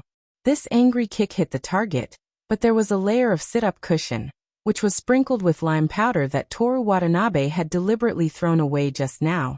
Still Flow's face was hit by it. Toru Watanabe covered his aching waist with his left hand and quickly pulled away, throwing whatever he caught with his right hand. At the same time he said loudly, "Miss Still Flow, I don't know how your chemistry is. Quicklime and water will have a chemical reaction, and then it will immediately heat up to more than 300 degrees Celsius. Please be careful of your eyes and tongue. You're courting death." Still Flow's anger was worse than lime powder boiling in water. She desperately opened her teary eyes and rushed toward Toru Watanabe. "I'll kill you." Toru Watanabe, who had been avoiding direct confrontation, had no way to escape. The two of them exchanged blows at lightning speed, exchanging blows back and forth.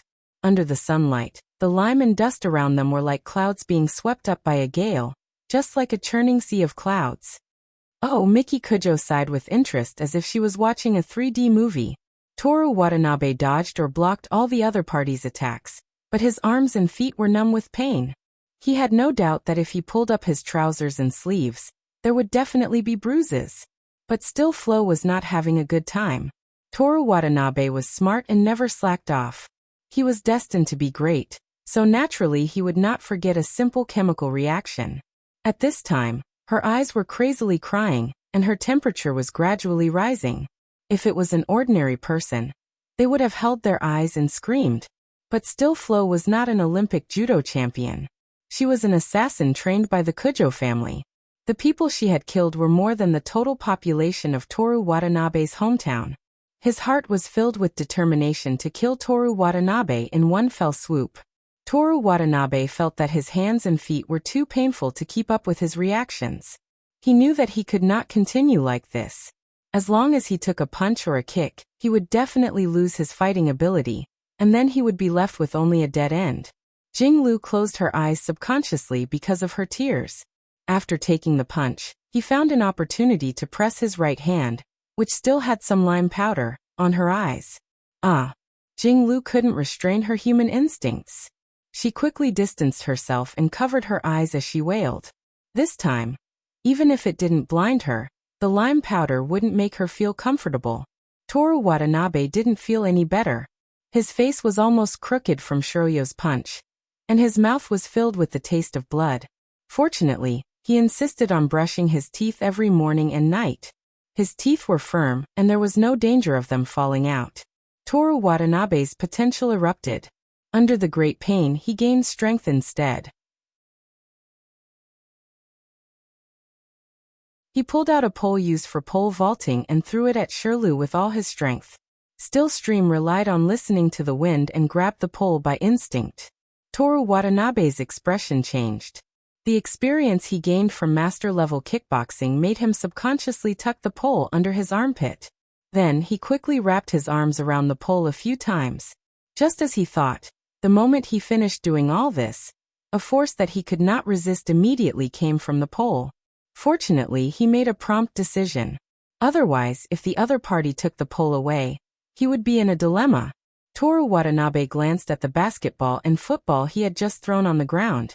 He didn't care whether he could kick or whether he could hit the target. He just kicked all of them. Some hit the target, some didn't. According to Toru Watanabe's idea, only a few hit the other party's head. Jinglu was a little embarrassed at first, but Toru Watanabe's strength was too weak. Even if she took it with her face, she would feel a little pain at most. She endured the burning pain in her eyes and grabbed the pole with both hands, ready to take it in one breath. But she didn't know that she had fallen into Toru Watanabe's trap. In addition to basketball, football, and shot put, his left hand was wrapped around the pole. Regardless of it being pulled away little by little, he bent down, picked up the shot put, and threw it in the most violent way. Unfortunately, Toru Watanabe's strength was still weak, and his accuracy was a little worse. He only hit the other party's chest. But that was enough. Bang! The shot put fell to the ground, making a sound. At the same time, Jinglu was smashed to the ground. Toru Watanabe gasped for breath. The pole slipped from his armpit. He almost had no strength. 10 seconds later, he swallowed a mouthful of saliva, looked at Jinglu lying on the ground moaning, and picked up the shot put that had rolled to the side. Because he didn't dare to get too close, he didn't have enough strength and didn't aim high. He aimed at the upper body, which had the largest surface area. The shot put began to fall halfway. With great luck, it hit the other party's ankle. Ah! Jinglu screamed, but she didn't move. It seemed that she had lost the ability to resist.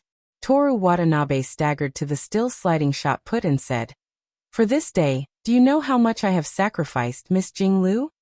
He used his foot to stop the ball from sliding, and bent down to pick it up while enduring the pain. He didn't want to hit a woman, and he didn't want to kill anyone. To be more precise, he was afraid of killing people. However, the other party had stabbed him 6 times, injected him with succinylcholine, and punched him 4 times in the stomach.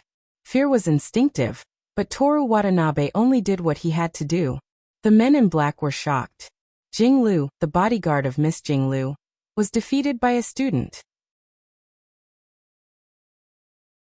Although she relied on the terrain and was careless, a failure was a failure. They looked at Miki Kujo from the corner of their eyes, waiting for her order. Kujo looked at Toru Watanabe with a blank expression. Toru Watanabe was still observing Jinglu's reaction. He was about to win. He couldn't be careless. He continued to say, "Get up at 6 o'clock in the morning and lift dumbbells for half an hour. Dance the second set of radio gymnastics at 6:30. Memorize English and Mandarin from 7 to 8 o'clock. Go to the library from 8:30 to 11 o'clock to read a useful biography. Study from 2 to 4 o'clock in the afternoon, including biology, modern society, mathematics, and art. At 7 o'clock in the evening, swim in the 50-meter-long swimming pool. Even if you want to die, you have to swim 10 laps. At 9 o'clock, listen to the English radio while lifting dumbbells or doing push-ups. Do you know how I survived such days?" The men in black had a strange expression. Enough. Jinglu, who had lost her resistance, suddenly sat up. She covered her left eye with her left hand and barely opened her right eye. Bang bang bang bang. Toru Watanabe was still sliding the shot put. He looked at the pistol in Jing Lu's right hand and raised his hands. Is this necessary? Ha ha ha ha ha. Miki Kujo laughed very happily. She even pressed her flat and thin belly with her hands. After a long time, she waved her hand when she had enough of laughing. Jing Lu put away the pistol and leaned back against the basket, panting. Her eyes were completely closed, and her face was full of pain. Take that medicine, Miki Kujo said. Jing Lu waited for a while before she realized that she was talking to her. She fumbled for the medicine box and stuffed a healing pill into her mouth. Soon, the red and swollen eyes, the bleeding corner of her mouth, and the numb ankle, everything returned to normal. She stood up and glared at Toru Watanabe. Again, I promised to kill you this time. This was what Toru Watanabe understood her meaning. He was not stupid. He looked at Miki Kujo, Miss Kujo. Continue. Ha. Ha ha ha. Kujio Miyoshi laughed so hard that she clutched her stomach. You look so cute when your face turns pale. I like it. She sighed and said happily. I'm very happy today. I'll let you go this time. I'll kill you next time when I'm in a bad mood. Miki Kujo stood up and walked to Jing Lu's side. She took the medicine in her hand and looked at it carefully. Miss, I'm sorry. Jing Lu bowed. Next time, whether or not you can be cured will depend on the doctor's skill. Jing Lu thought of her ankle that couldn't move and her eyes that were almost ruined. Please don't worry, miss. Miki Kujo put the medicine in the pocket of her school skirt and left the sports equipment room. Jing Lu and the men in black followed silently. After everyone left, Toru Watanabe collapsed on a sit-up cushion. The lime powder was still dancing in the light beam. The equipment was scattered all over the floor. The chair that Miki Kujo sat on was still there. The crow's cry came from outside the warehouse door. Finally, he survived.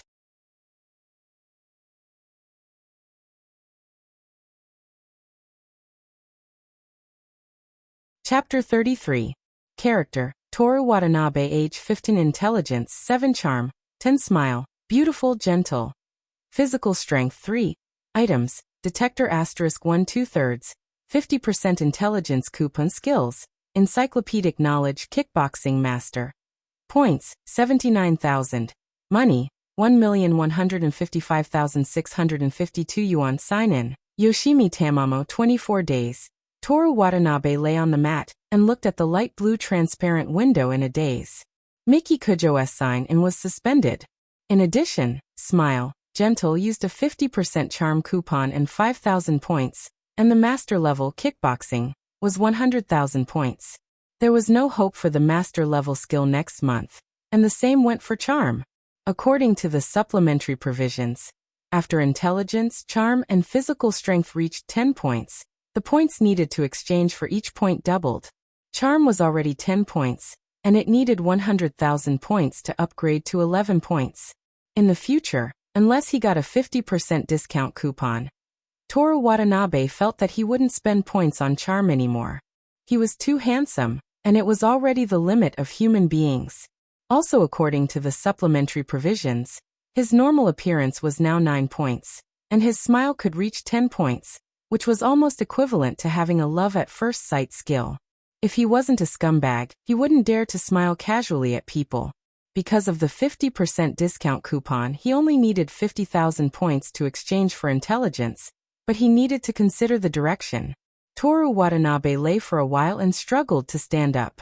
His whole body hurt badly. He could only wait for his injuries to heal.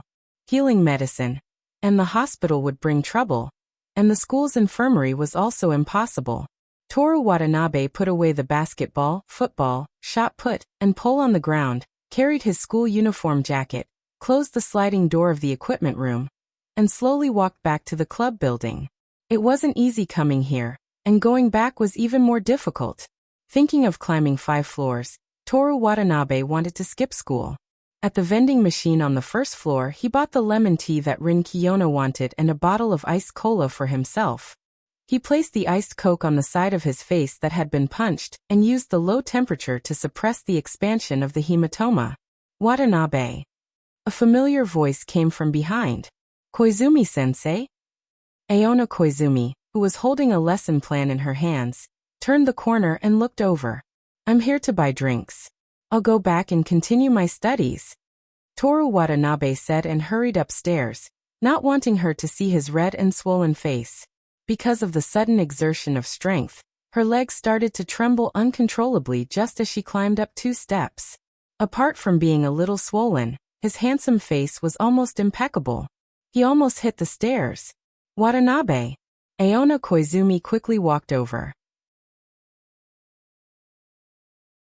She held the teaching materials in her left hand and helped Toru Watanabe up with her right hand. She wasn't short, but she was a woman after all. In addition, she could only use one hand.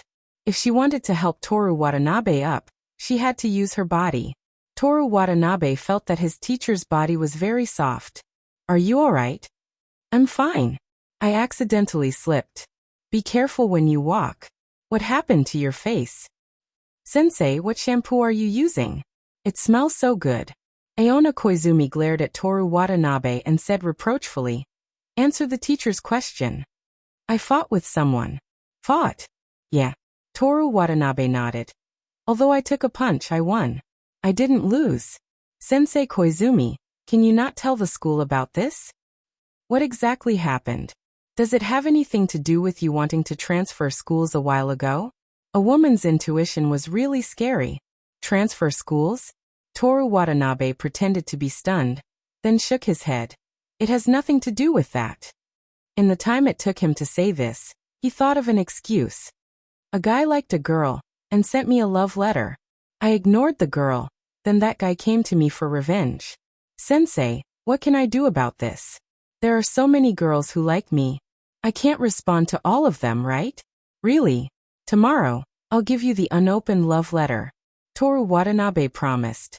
Aona Koizumi saw that he didn't look like he was lying, so she believed him. Toru Watanabe saw that her expression had eased, so he took the opportunity to say, Sensei, let's just forget about this. It's not a big deal, and it's already in the past.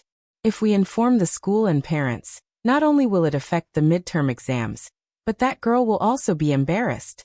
How can we just let it go like this? Aona Koizumi's face was stiff. When Toru Watanabe felt a headache, she said, come with me to the infirmary. You're not going to inform the school after going to the infirmary. That depends on your performance. Sensei Koizumi, I like you the most. Aona Koizumi smiled and helped Toru Watanabe to the infirmary. The corridor was quiet and there was no one. But occasionally there were sounds of fighting coming from the activity classroom. It seemed that not everyone was studying. These guys don't know that I'm smarter than them, and I work harder than them. I, Watanabe, am destined to be great for a reason. Toru Watanabe, who had just gone out to fight, was very satisfied with himself. Sensei also fought when he was young. Aona Koizumi suddenly said, Sensei, don't joke around. We're already very close to each other. There's no need to make up this kind of thing to pull us closer. Toru Watanabe, who felt his sensei's soft body, said with a double meaning. Aona Koizumi laughed. Why would I lie to you? You really fought? Of course. In high school, I pressed someone against the wall and beat him up. Whoa. Toru Watanabe was really surprised. What happened?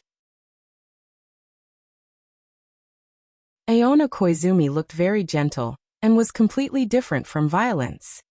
The result. I can only say, Sensei unexpectedly has a talent for fighting. Aona Koizumi said with a little pride. Toru Watanabe's face was full of admiration. As expected of my Koizumi sensei, I'm very talented in fighting. Don't talk nonsense. Aona Koizumi reprimanded, and then laughed. Sometimes students fight because of small things. It was originally fine, but because of sensei, things became awkward. This time I won't blame you. Sensei, why did you fight? Was it because of the love letter? Some hot girl's boy confessed to you. And then she came to find trouble with you? There's no hot girl. Sensei, I went to high school in a small town, and hot girls only exist on TV there. Then why did you fight? At this point, Aona Koizumi suddenly looked confused and murmured. Although there are some people in town who are very annoying, I didn't fight with them. Who did I fight with? And what was the reason? This is bad, sensei. You're so young, and your memory is already deteriorating? Aona Koizumi rolled her eyes at Toru Watanabe, but even until the two of them reached the infirmary, she still couldn't remember who she fought with and why. Because of the uniqueness of the students, the doctors in the high school infirmary were usually female, and so was Kanagawa High School. As for her figure, appearance, and clothes, it wasn't strange at all that she appeared in the school plot. It was such a female doctor. The above information came from Osamu Kanai, and after Toru Watanabe's confirmation, it could be said with certainty, it was real. Really big. Miyuki. Aona Koizumi greeted. Miyuki, who was wearing a white coat, looked up. Aonai, what's wrong? A student was helping me carry something, and his face was hit. Let me take a look at him first. Miyuki put down the things in her hands. Thank you, Sensei Miyuki. Toru Watanabe smiled and thanked her. Miyuki was stunned for a moment, then she said to Aona Koizumi, "This is the kid that Huangzi said has a very nice smile, likes Aonai, and wants to become a handsome guy in Tokyo? Liking Aonai is unnecessary. Children are unnecessary." The teacher and student spoke at the same time, and Miyuki's smile grew wider. "You're Watanabe, right?" "Yes." This time, Toru Watanabe didn't smile. "You like your Koizumi-sensei?" "Miyuki," Toru Watanabe said. "I like her the most." "Ha ha ha." Miyuki laughed happily, then remembered that there was still a student on the bed, so she quickly closed her mouth and softly asked Toru Watanabe to sit over. She checked Toru Watanabe's face. "Did you get into a fight? Your injuries aren't light," Miyuki said in a tone that said she saw through everything. Toru Watanabe gave her a thumbs up. "Professional." Miyuki said to Aona Koizumi, "I don't recommend handsome guys that are too playful. This kid probably already has several girlfriends." You and Huangzi colluded together. Aona Koizumi had enough of her friends teasing. Miyuki smiled in satisfaction, then turned to Toru Watanabe and said, "You didn't hurt your teeth, eyes, and nose. Go back and apply some ice, then change to a hot compress tomorrow. You'll be fine in a few days." "Thank you, Sensei Miyuki." "Koizumi-sensei, I'll go back to study first. If it hurts, I can help you ask for leave and go back early today," Aona Koizumi said. Toru Watanabe resolutely refused. "No, my goal this time is to at least get second place in the school. I have to study hard." Other than his face, the other parts of his body hurt even more, but the more it hurt, the more Toru Watanabe had to persevere.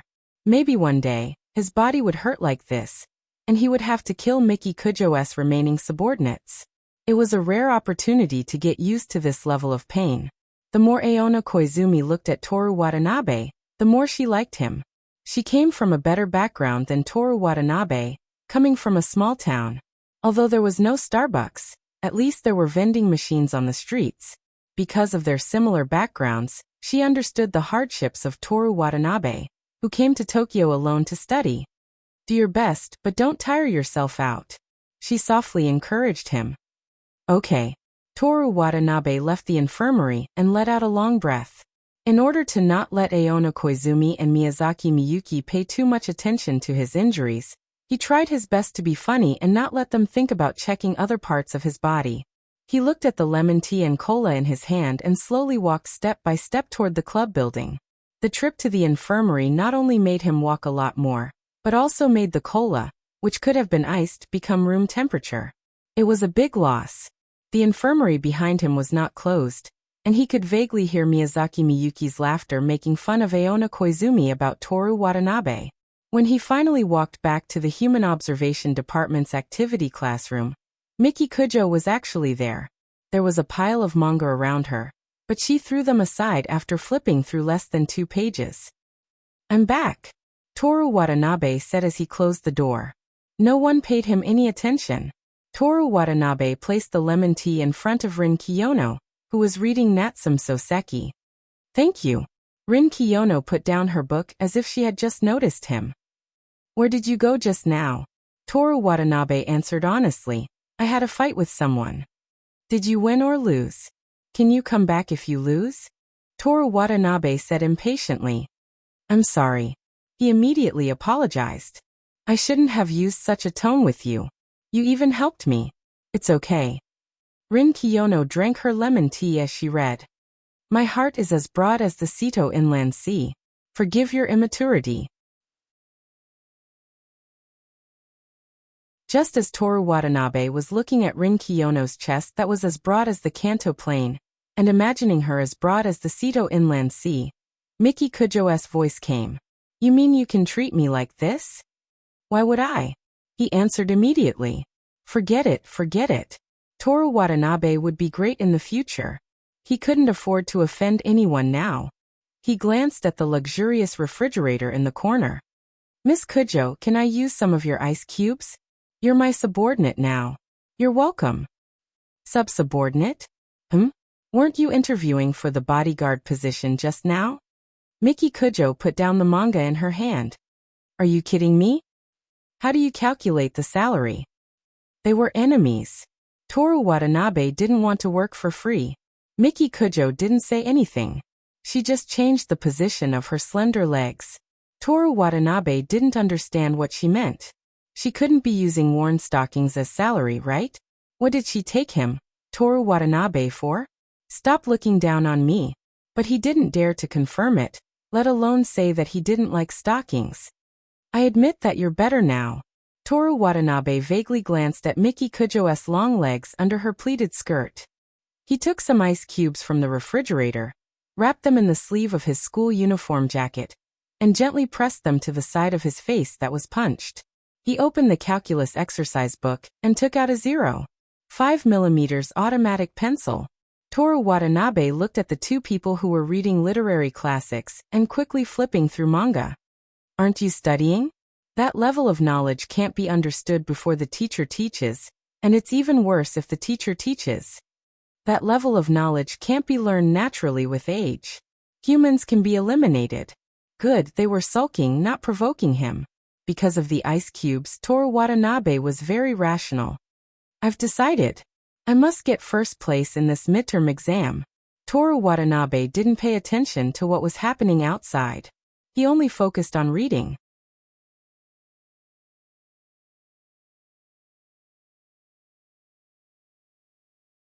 Chapter 34. The next day, which was Tuesday, was also a good day. The sky was blue and clear, and the young leaves of the trees sparkled. During lunch break, Toru Watanabe, Osamu Kanai, and Keisuke Saito, who were enjoying their daily life, leaned against the corridor window and chatted while overlooking the atrium. Students eating lunch could be seen everywhere in the atrium. Damn it! Osamu Kanai looked at the couple under the tree, tore off a large piece of bread with his teeth, and chewed vigorously. Keisuke Saito mocked. If you take Yamaguchi Naomi down, you don't have to be envious here. How can that be? Am I someone who abandons my friends? Even if I have a girlfriend, I will still eat with you. How's your progress with Yamaguchi-san? Toru Watanabe sucked on the straw of strawberry milk. Recently he had been studying hard, causing his body to crave sweets. Cola was not nutritious, so he had to choose milk that only girls liked. Osamu Kanai looked at the distant sky. I have someone I like. Huh. Keisuke Saito looked at Osamu Kanai in surprise. Listen. Osamu Kanai closed his eyes. Listen to what? Someone you like? Don't you like Yamaguchi Naomi? Or? Toru Watanabe interrupted Keisuke Saito. It's a cello. A cello? There's the sound of a cello. Faintly, from the overhead corridor between the club building and the teaching building, the sound of a cello could be heard. Keisuke Saito tried to listen for a while, but he couldn't tell what instrument it was. What's going on? He asked. It's Asako Hanada from the Blowing Club. She's practicing the Koshien support song Shogun Shogun theme song. The music couldn't be heard clearly, but the intoxicated Osamu Kanai was very sure. What about Yamaguchi Naomi? Keisuke Saito asked. Keisuke. Osamu Kanai grabbed Keisuke Saito's shoulder and looked him in the eye. Love is blind. Love always comes like a hurricane, and I can't control myself. Where did you read that line from? Keisuke Saito slapped Osamu Kanai's hands in disgust. I forgot. Toru Watanabe, who was on his side drinking water, replied. Huja-san with a favorability rating of 120% seems willing to do anything for me. As expected of Watanabe. You have a good memory. I happened to read this light novel before, so I remember this line. Osamu, Osamu. Osamu Osamura, Osamu Osamu, Osu Osamu, Osu Osu. Excuse me, are you Toru Watanabe, san who placed third on the entrance exam and monthly quiz? Toru Watanabe turned around and saw a boy and a girl looking at him. The girl was holding a notebook and pen, while the boy was carrying a video camera. You are? Hello, I'm Hasegawa Yaka from the news department, the girl replied. Nishikawa Yui. The boy also gave a simple self-introduction. After that, the girl asked again, excuse me, are you Toru Watanabe, san who placed third on the entrance exam and monthly quiz? My name is Toru Watanabe. I also placed third on the entrance exam and monthly quiz. What business do you have with me? The news department is doing a special issue about the midterm exams, and we'd like to interview you about a few questions. Hasegawa Yaka didn't even ask for Toru Watanabe's permission before asking the first question. What's the goal for this midterm exam? Watanabe's goal is to place second in his grade. Osamu Kanai helped to answer. There's no such thing. Toru Watanabe hurriedly stopped him. This kind of talk was enough in private. If Rin Kiyono found out, he would be scolded again. Before you succeed in something, you have to remain calm and collected. I should have told you this already, right? It seems that your stupidity is beyond my imagination. He could already see the girl's contemptuous smile. Second in the grade. The girl named Hasegawa Yaka wrote these words in her notebook. Wait, my goal is to be in the top 10 of the school. That's my goal. Hasegawa Yaka acted as if she didn't hear him. According to our investigation, Watanabe-san graduated from the Mitsugawa branch. There are only 3 people in the entire junior high school. His studies are all self-study. What's Toru Watanabe's usual study method? His goal is to be in the top 10 of the school. What's his study method? Goal. What's his study method? As expected of someone from the news department, she was very aggressive, doing questions from morning to night. No need for a teacher, no need to go to private school, self-study. Hasegawa Yaka wrote it down. Hey, the previous words were superfluous. Can you have some professional integrity as a reporter? If this was reported, wouldn't he, Toru Watanabe, become an arrogant person? Handsome, smart, hardworking, low-key and kind image would be destroyed. Last question. Hasegawa Yaka still turned a deaf ear. In the first grade, the number 1 Rin Kiyono and the number 2 Miki Kujo, their ranking and yours didn't change in the 2 exams. Now that you're in the same club, what do you think of them? Or do you want to say something? No. Toru Watanabe already knew that the so-called news department was just an unscrupulous media. He absolutely couldn't give them a chance to write nonsense. Nothing to say? Understood. Toru Watanabe looks down on. Wait. Toru Watanabe directly relied on his agility to grab Hasegawa Yaka's irresponsible right hand. Looking down on Rin Kiyono and Miki Kujo? Are you kidding me? Do you want me to be killed by Rin Kiyono's small cherry mouth, or do you want Miki Kujo to trample me to death? Please let go of me, Watanabe-san. Freedom of the news must be defended. Hasegawa Yaka put on a fearless attitude. Toru Watanabe was speechless for a moment. He smiled and gently said, Hasegawa-san, I suddenly have something to say. Can you answer the last question again? Hasegawa Yaka looked at Toru Watanabe with infatuation, and didn't even think about it. Nishikawa Yui, who was carrying a camera, whispered, Director, the news pays attention to the truth. Can't it be repeated? Shut up. Yes. Thank you. Toru Watanabe nodded to Hasegawa Yaka with a smile. It's okay. Hasegawa Yaka obediently shook her head, slightly blushing. Interview news must respect the will of the interviewee. You weren't like this, Director Hasegawa. Is it true that the news can be explained in any way? Toru Watanabe said seriously. I respect Kiyono-san and Kujo-san very much. They are beautiful, smart, hardworking, low-key and kind. They are simply the representatives of Tokyo's beauties. They are the goal of my struggle, the beacon of progress, and the ideal of my life. Hey Watanabe. Keisuke Saito couldn't believe it. You're not such a person. Osamu Kunai patted Toru Watanabe's shoulder, and a "you're the best at flattery" atmosphere came over. After getting close to him, your thoughts will be the same as mine. Toru Watanabe, who was not shy at all, affirmed without hesitation. He told Hasegawa Yaka, "Please be sure to put my words in." After sending off the people from the news department, Toru Watanabe and the others returned to the topic of Asako Hanada. Osamu Kunai saw the petite Asako Hanada carrying a cello when he came to the baseball field for rehearsals. He felt that this scene was very cute, and then he fell in love with her. It's that simple?